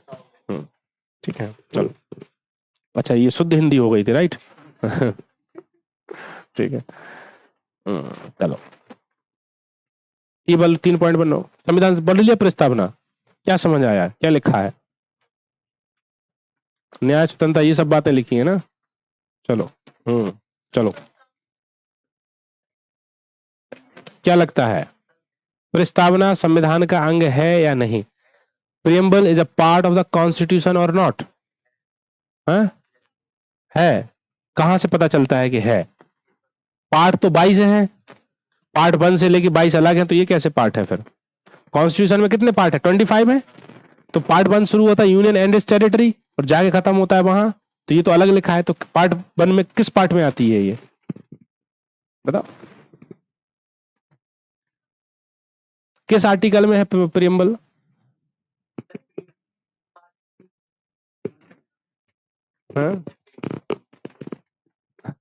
अरे भाई देखो, संविधान कैसे लिखा गया है, कॉन्स्टिट्यूशन कैसे लिखा गया है? संविधान या कॉन्स्टिट्यूशन हमारा ऐसे तो लिखा है कि 22 पार्ट्स हैं, और कुछ जैसे पार्ट 1 में आर्टिकल 1 से 4 ऐसे ना। तो ये किस आर्टिकल में लिखी है कि प्रियम्बल ये है? किस पार्ट में लिखी है कि प्रियम्बल ये है? तो पूरा संविधान है तो बात तो ठीक है, लेकिन किस पार्ट में लिखी है कि प्रस्तावना ये है? ऐसे पार्ट में नहीं लिखी है, पार्ट में नहीं लिखी तो कैसे पार्ट? यही तो क्वेश्चन था। कुछ लोगों को लगा कि प्रस्तावना preamble is a part of the constitution और नॉट, बिकॉज कहीं मेंशन ही नहीं है any part of the Indian constitution article preamble. तो वो लोग कहां चले गए? Supreme court. And supreme court in the Berubari case in 1960 declared that preamble is not a part of the Indian constitution, क्योंकि प्रियम्बल कहीं मेंशन नहीं थी। बट बाद में in 1973 in the Kesavananda Bharti के सुप्रीम कोर्ट क्या डिक्लेयर किया कि preamble is a part of the Indian constitution because preamble reflects the philosophy and soul of the Indian constitution, right? So हम, और अगर उन्होंने कहा कि हमें ये देखना है कि संविधान कहां है, तो कैसे देखोगे? प्रस्तावना को देखो। तो वो तो प्रस्तावना का पार्ट है। हाँ, किसी पार्ट में मेंशन नहीं है वो अलग बात है, बट सब पार्ट्स को कौन मेंशन कर रहा है? प्रियम्बल ही तो कर रही है, राइट? तो at a present time after the declaration of the Kesavananda Bharati case, क्या है? Preamble is a part of the Indian constitution. ये बात मानोगे? ठीक है, चलो, लिख लिया। अब देखो, प्रस्तावना हमें 3 चीजें बताती है। क्या बताती है? कि हमारे संविधान का स्रोत और सोर्स क्या है, ठीक है, एक बात। दूसरी बात क्या बताती है? कि हमारे संविधान की प्रकृति, नेचर कैसा है। और तीसरी प्रस्तावना क्या बताती है? कि हमारे संविधान के ऑब्जेक्टिव्स क्या है। ये 3 बातें बताती है, ठीक है। तो देखो, अभी source of the Indian constitution क्या है? Source of the Indian constitution रखो तो इधर। Source of the Indian constitution preamble क्या है? देखो, पहली लाइन पढ़ो प्रियम्बल की। हाँ, पहली लाइन पढ़ो, क्या लिखा है? हम भारत के लोग। ये जो लाइन है, ये जो बात है, हम भारत के लोग, ये मतलब ये कह रहे हैं कि संविधान किसने बनाया? हाँ, संविधान बनाया है हम भारत के लोगों ने। B the people of India.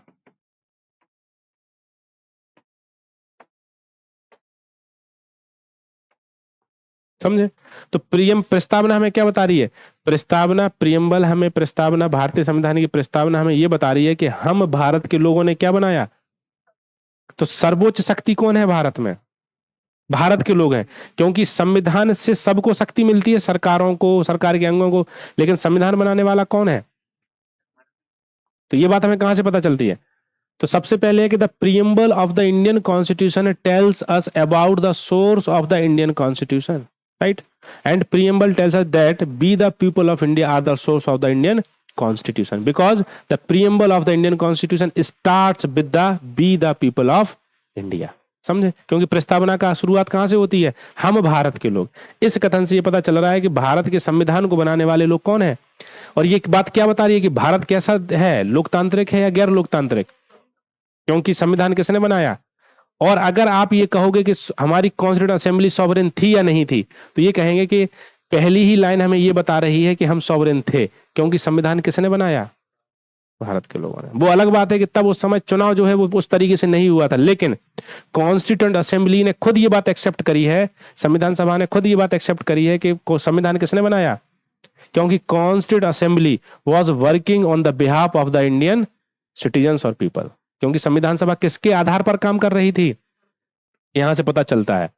समझ रहे हो? Source of the Indian political system, source of the Indian constitution, भारतीय राजनीतिक व्यवस्था और भारतीय संविधान किसने बनाने वाला कौन है? हम भारत के लोग।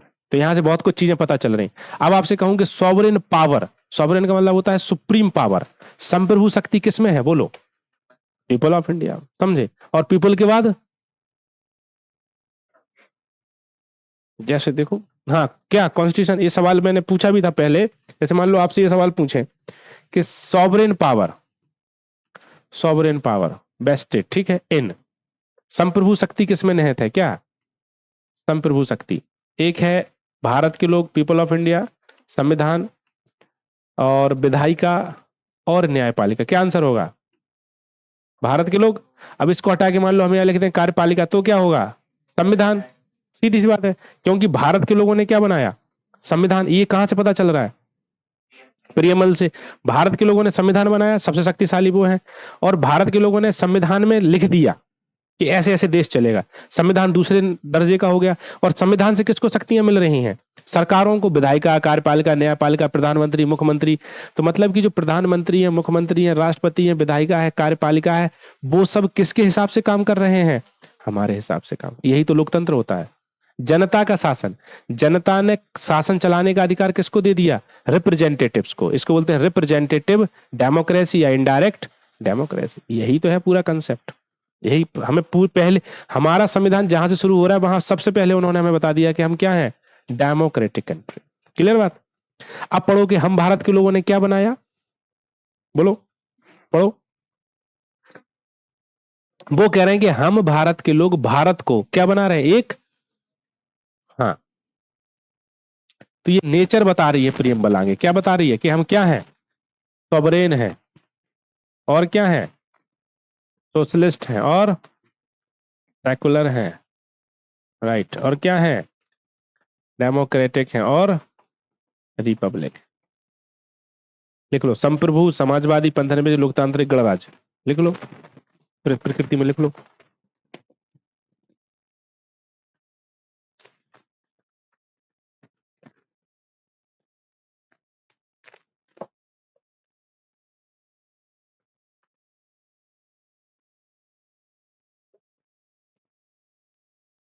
बिल्कुल, बिल्कुल कर सकते हैं। नहीं, बेसिक स्ट्रक्चर भी कर सकते हैं, क्यों नहीं कर सकते? पूरा संविधान हमने बनाया, हमें नया संविधान चाहिए, तो कर सकते हैं, क्यों नहीं कर सकते? बिल्कुल कर सकते हैं, बिल्कुल कर सकते हैं। मान लो आज सारे भारत के लोग सड़क पे आ जाएं, कहें कि हमें नई व्यवस्था चाहिए, तो क्यों नहीं? बिल्कुल बदल सकते हैं संविधान। नया संविधान बन सकता है, ऐसा क्या है कि नहीं बन सकता है? ठीक है, लेकिन सवाल ये है कि क्या पूरे लोग चाहेंगे? है, देखना पड़ेगा। हो सकता है चाल है, क्योंकि पूरे लोगों का मतलब मेजोरिटी ही तो होता है लोकतंत्र में। हाँ, क्या कर सकते हैं?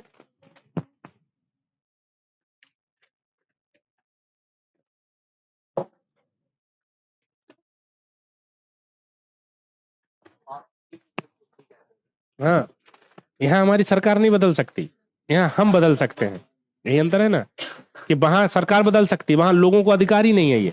अगर हमारी सरकार, मोदी जी बदलते हैं और भारत के लोगों को नहीं पसंद है, तो हम लोग सड़कों पे आ जाएंगे, हम उन्हें नहीं जिताएंगे, हटा देंगे अगली बार। इंदिरा गांधी ने यही तो किया। 42वें संविधान संशोधन से भारतीय संविधान को बड़े लेवल पे बदलने का प्रयास किया, लोगों ने उन्हें चुनाव में हरा दिया। समझे? सरकारें अगर संविधान बदलती हैं, हाँ हम, अब सवाल है कि भारत के लोग और हम भारत के लोग, अब भारत के लोग कैसे बदलेंगे वो देखा जाएगा। जब भारत के लोग, सरकारों के कहने से नहीं होगा ना कि भारत के लोग बदलना चाहते हैं। ऐसे केजरीवाल क्या कहते हैं, दिल्ली के लोग ऐसा चाहते हैं, ये लोग बोलते हैं, करना तो कुछ चाहते हैं, लेकिन किसके सर से? जानता है ऐसा बोलती है। लेकिन ये डिपेंड करता है कि क्या, अगर एक भी लोग ऐसा नहीं चाहेंगे तो क्या होगा। सवाल तो यह है कि संविधान बदल लगा, लेकिन सवाल यह है कि जब लोगों ने संविधान बनाया है तो लोग संविधान को मिटा भी सकते हैं और नया संविधान बना भी सकते हैं। सीधी सी बात है, समझे। तो हम भारत के लोगों ने क्या बनाया, B the people of India क्या क्रिएटेड और ड्राफ्टेड और formed a constitution, framed a constitution. और ये कॉन्स्टिट्यूशन कैसा है, सॉवरेन, सोशलिस्ट, सेकुलर, डेमोक्रेट। तो ये नेचर है हमारे कॉन्स्टिट्यूशन का कि इंडियन कॉन्स्टिट्यूशन सॉवरेन है, सोशलिस्ट है, सेकुलर है, डेमोक्रेटिक एंड रिपब्लिक है। सॉवरेन का मतलब देखो उसमें लिखा होगा किताब में, उन्होंने कुछ लिख के बताया, क्या लिखा है सॉवरेन का मतलब, एक्सटर्नल मैटर्स। ये बात मैंने भी आपको बताई होगी कि decision making powers in internal as well as external, आंतरिक और बाह्य मामलों में निर्णय लेने की स्वतंत्रता, यही है संप्रभुता का मतलब। मैंने पहले बोला था, फिर समझ लो कि जो मैंने पढ़ाया था वो एनसीईआरटी उसमें थी, तो ये सब बातें वहां थी, ठीक है।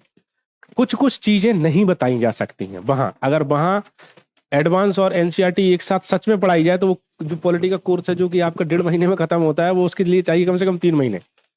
लेकिन तभी वो विषय पढ़ने में लगेगा कि हाँ कुछ पढ़ा है, क्योंकि मैंने जो बोला ना कि 12 साल वो जो 1 से 12 तक पढ़ते हो, यूपीएससी की तैयारी क्या है, मिनिमम क्वालिफिकेशन क्या है, तो मतलब वो आपसे ग्रेजुएशन तक कुछ भी पूछ सकता है।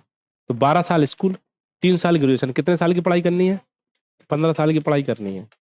इसीलिए यूपीएससी टफ है, समझे। तो 15 साल की पढ़ाई 2 साल में करवा रहा है, 3 साल में करवा रहा है। और यही इसीलिए कहते हैं कि यूपीएससी में बहुत मेहनत चाहिए, क्योंकि जो 15 साल में आपने पढ़ा, 15 साल पहले जो पढ़ा उसको आपको रिकॉल करना है, उसको एक जगह कलेक्ट करना है, सिस्टमेटिकली कलेक्ट करना है, और सिस्टमेटिकली कलेक्ट करके उसको आपको याद करके और फिर जाके एग्जाम में लिखना है। वो 15 सालों की मेहनत जिसने 2-3 साल में कर ली वो उस तरफ है, बाकी सब लोग इस तरफ है। यही बस एक गेम है यूपीएससी का, इसलिए बड़ा एग्जाम है वो, क्योंकि वो बेसिक्स भी पूछ रहा है, एडवांस भी पूछ रहा है, सब कुछ पूछ रहा है वो, क्योंकि उसने आपसे क्वालिफिकेशन मांगी है ग्रेजुएशन, तो वो 15 साल का पूछेगा ये सब। अब देखो अब लोग कहते हैं कि 9th क्लास की एनसीईआरटी क्यों पढ़ी जाए यूपीएससी के लिए, इसलिए पढ़ी जाए क्योंकि उससे वो इसलिए पूछ सकता है कि उसे उम्मीद है कि आप ये पढ़कर आए हैं, तो आपको ये पता होना चाहिए।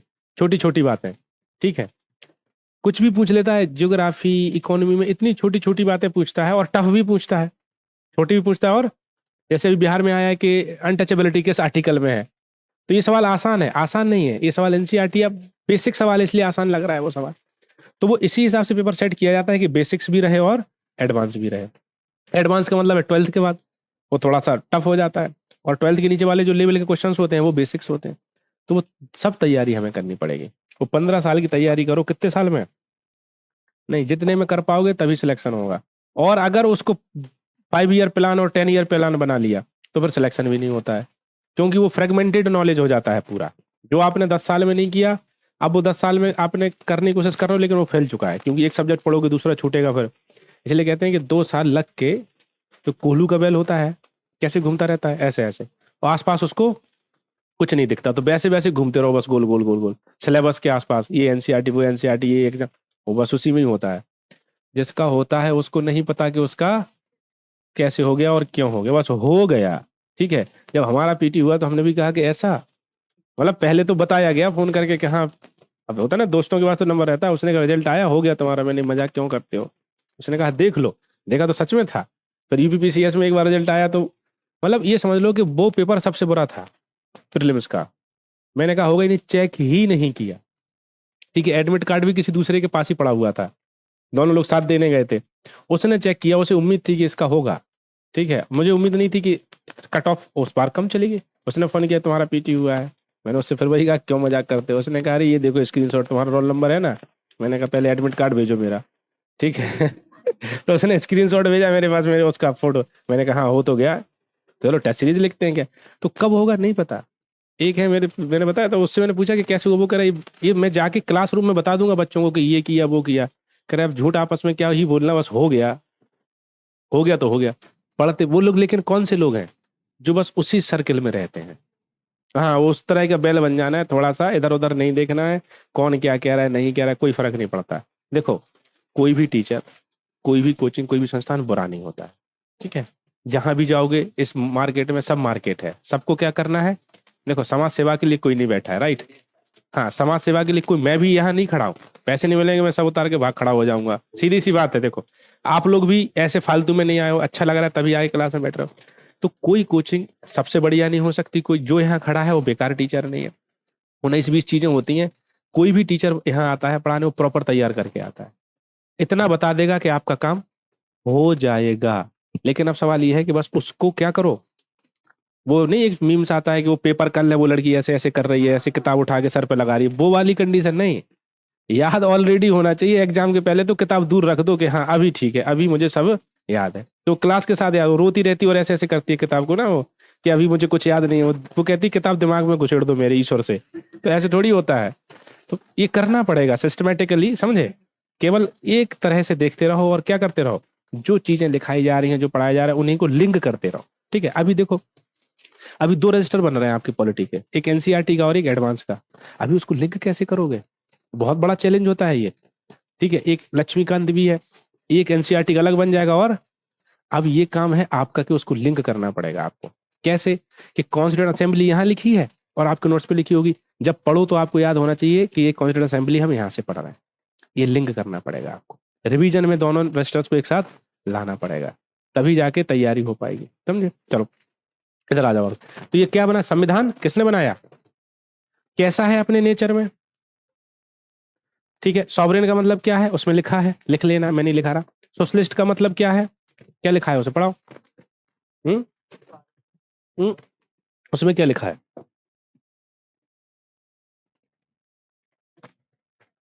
ठीक है, इक्वली शेयर्ड कह रहे हैं, लेकिन ठीक है मैंने भी लिखा ही वो बात। सेकुलर का क्या मतलब लिखा है, पंथ निरपेक्ष में क्या लिखा है वहां। ठीक है, और separation between religion and politics एक ही बात है। डेमोक्रेटिक का क्या मतलब लिखा है,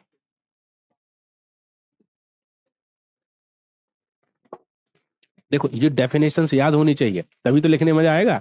रिपब्लिक का क्या मतलब लिखा है,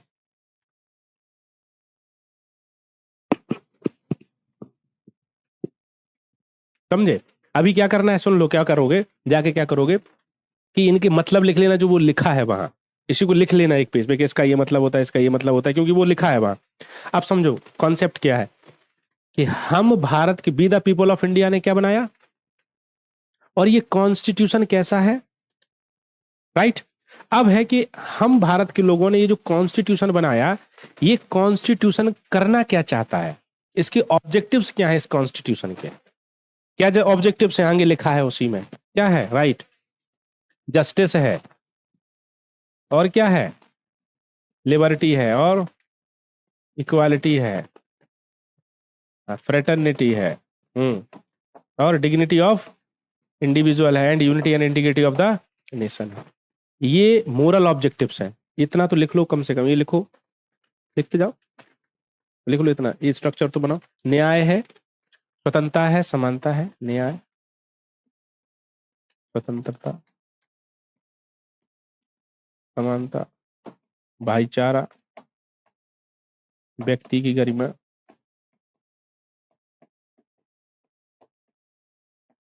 राष्ट्र की एकता और अखंडता।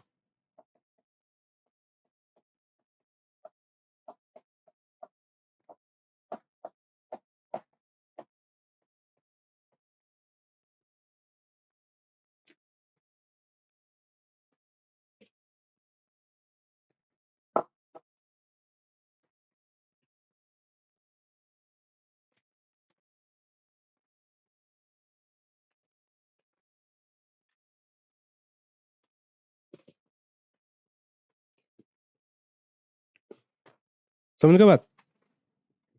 देखो ये मैं पर्सनल एक्सपीरियंस है कि अगर ईमानदारी से पढ़ लोगे तो एग्जाम में सवाल ऐसे लगते हैं कि अरे ये तो पढ़ा हुआ है। जिन्हें पेपर बहुत टफ लगता है वो लोग हैं जिन्होंने किताबें नहीं खोली साल साल भर से, और आके फिर चाय की दुकान पे क्या बोलेंगे कि अरे यूपीएससी पता नहीं क्या चाहता है। सवाल ये है कि जो पास कर रहा है वो कौन है। ऐसा तो है नहीं कि बहुत कंप्यूटर सुपर कंप्यूटर हैं वो बेचारे, वो भी हमारी तरह ही तो नॉर्मल लोग हैं। लेकिन वो क्या कर रहे हैं, वो किताबों के साथ रह रहे हैं, और एक ही किताबों के साथ रह रहे हैं, बहुत किताबें नहीं, हर सब्जेक्ट की एक किताब कर ली और उसी को क्या कर रहे हैं, बार बार पढ़ रहे हैं। आयोग भी तो चाहता है कि उसे कुछ लोग मिले, लेकिन वो कौन से लोग मिले, जो किताबों के साथ है। वही लोग चाहिए, बाकी तो उनके लिए पेपर हमेशा टफ रहता है। और हमेशा एक तो था, वो कहता था कि यूपीएससी करंट अफेयर्स कहाँ से आती है पता ही नहीं चलता है। मैंने उसे कहा कि विजन की मैगजीन से आती है। बोला बेकार बात करते हो। मैंने कहा बैठो थोड़ी देर बात करो। उसको मिलवाया। कह रहा अच्छा मैं भी तो पढ़ता हूँ, मेरे मुझसे क्यों नहीं सवाल सही होता है। पढ़ने और याद करने में फर्क होता है। आपने साल भर मैगजीन पढ़ी, और अगर किसी ने फिर आपसे पूछा कि इंटरनेशनल मेरीटाइम और मेरीटाइम टाइम जो ऑर्गेनाइजेशन है उसके बारे में बताओ, एस्टेब्लिशमेंट आईएमएफ के बारे में बताओ, इंटरनेशनल मॉनेटरी फंड का एस्टेब्लिशमेंट का, वो अभी सोच रहे हो 3 घंटे तक, तो वो क्या पढ़ा आपने? पढ़ रहे हैं ना, अंडरलाइन चल रहा है कुछ नहीं ना यहाँ। पढ़ने का मतलब क्या है? यहाँ होगा ना जो साल भर करंट अफेयर्स पढ़ी है, एग्जाम आपका मान लो जून में एग्जाम है, तो मार्च अप्रैल तक आपका करंट अफेयर्स तैयार होना चाहिए रटा हुआ, और आप बोल दो कि ये पूछ लो इसमें से हमसे। राइट। मैं खुद का एक्सपीरियंस है हम लोगों का 2018 का, कि मेरे एक पार्टनर थे तो करंट अफेयर्स का नोट्स बनाया विजन की मैगजीन से। इतना मोटा 2 मोड रजिस्टर को एक कर दिया, वो स्पाइरल करवा के, वो 1/4 साइज पे इतना मोटा रजिस्टर करंट अफेयर्स का। विजन की मैगजीन को भी कर लो तो उससे ज्यादा मतलब मोटा था, पर पेज तो कम थे ना, वो पतले पेज होते विजन में। तो मैंने उसको अपना रजिस्टर दिया एग्जाम के पहले, उसने मुझे दिया। मैंने कहा जो पूछना है सो पूछो। और पूछने का मतलब था केवल तुम कहोगे वर्ल्ड बैंक, फिर मैं बताऊंगा कि क्या है, बस। पूछने का मतलब नहीं कि कुछ भी। अभी करंट अफेयर्स पूछे, 1 महीने तक ये किया, और केवल एक बात बोलनी होती थी। जैसे उसमें कुछ भी ऊपर लिखा है, मान लो लिखा है कि OMOs, उसमें क्या चेंजेज हुए हैं, बस फिर मैं बताऊंगा कि क्या क्या चेंजेज हुए हैं। लगभग 70 से 80% जो लिखा होता था वो बताया जाता था। और जब एग्जाम देने गए तो करंट अफेयर्स आउट थी। क्यों आउट थी? क्योंकि करंट अफेयर्स याद थी। समझे बात? जब तक याद नहीं करोगे तब तक आउट पेपर होने वाला है नहीं। हलवा पेपर था, समझ रहे हो आप? मतलब करंट अफेयर्स तो ऐसे कह रहे ये तो हमने याद, लेकिन वो याद है ना तब ना। याद ही नहीं है तो क्या ही सॉल्व करो, लगेगा सब कुछ। कुछ क्या पढ़ा क्या नहीं पढ़ा, पढ़ना नहीं होता है, क्या करना पड़ता है? कहते हैं कि पढ़ो और रिवीजन, बहुत ज्यादा रिवीजन की जरूरत, बहुत ज्यादा, तब जाके मजा आता है तैयारी में। समझे? चलो, बात क्लियर हो गई। प्रस्तावना। अब क्या उसमें न्याय का अर्थ लिखा है इन लोगों ने? देखो, जस्टिस लिखा है। क्या कह रहे हैं? कितने टाइप का जस्टिस है, कौन कौन सा, समझ गए? और लिबर्टी कितने तरीके की है? 5। इक्वालिटी कितने तरीके की है? समझे? 2 तरह की है, बाकी ये चीजें हैं। क्लियर है इतनी बात? चलो। और नीचे उन्होंने क्या लिखा है? नीचे जो 2 बॉक्स बनाए हैं नीचे देखो। राइट। बंधुता का, फ्रेटर्निटी का क्या मतलब बता रहे हैं?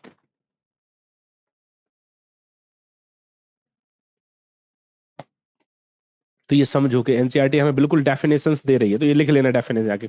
कुल मिला के देखो, प्रियम्बल कैसे फिलॉसफी है एंड सोल है ऑफ द इंडियन कॉन्स्टिट्यूशन। क्योंकि प्रियम्बल क्या बताती है? नहीं, प्रियम्बल क्या बताती है हमें कॉन्स्टिट्यूशन का? सवाल तो यही है कि अगर मान लो सवाल है कि preamble soul and philosophy of the Indian constitution, तो कैसे इस बात को लिखोगे?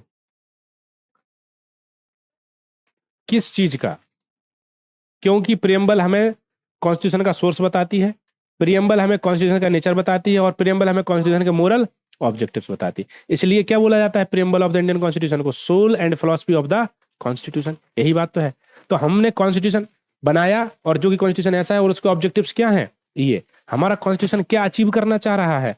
ये justice, liberty, equality, fraternity, dignity and unity and. Clear है? तो ये चैप्टर जो हुआ दिखाओ खत्म हो गया हमारा, ठीक है? क्योंकि 4 ही पॉइंट इसमें हमें पढ़ने थे। कितने पॉइंट पढ़ने थे?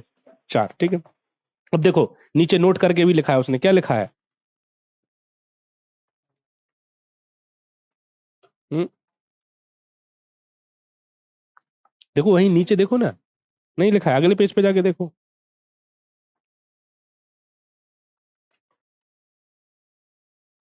चलो नहीं, बात नहीं लिखा होगा वो। देखो एनसीईआरटी भी 2 तरह की आती है, ठीक है।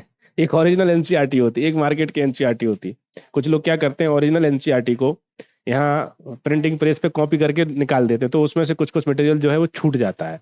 अब ये हम नहीं पता कर सकते कि कौन सी ओरिजिनल है और कौन सी नकली, पर यार कोई बात नहीं, ठीक है। अब देखो पीछे पेज पलटो, लास्ट में देखो उसने डेफिनेशंस दी हैं कुछ। शब्दावली लिखा है, शब्दावली क्या लिखा है उधर? जो चीज नहीं समझ आ रही उसको लग रहा है कि जो टफ वर्ड है वो उसमें दे दे रहा है कि संविधान संशोधन किसे कहते हैं, इंग्लिश में कॉन्स्टिट्यूशनल अमेंडमेंट किसे कहते हैं, देखो उसने समझाया हुआ है।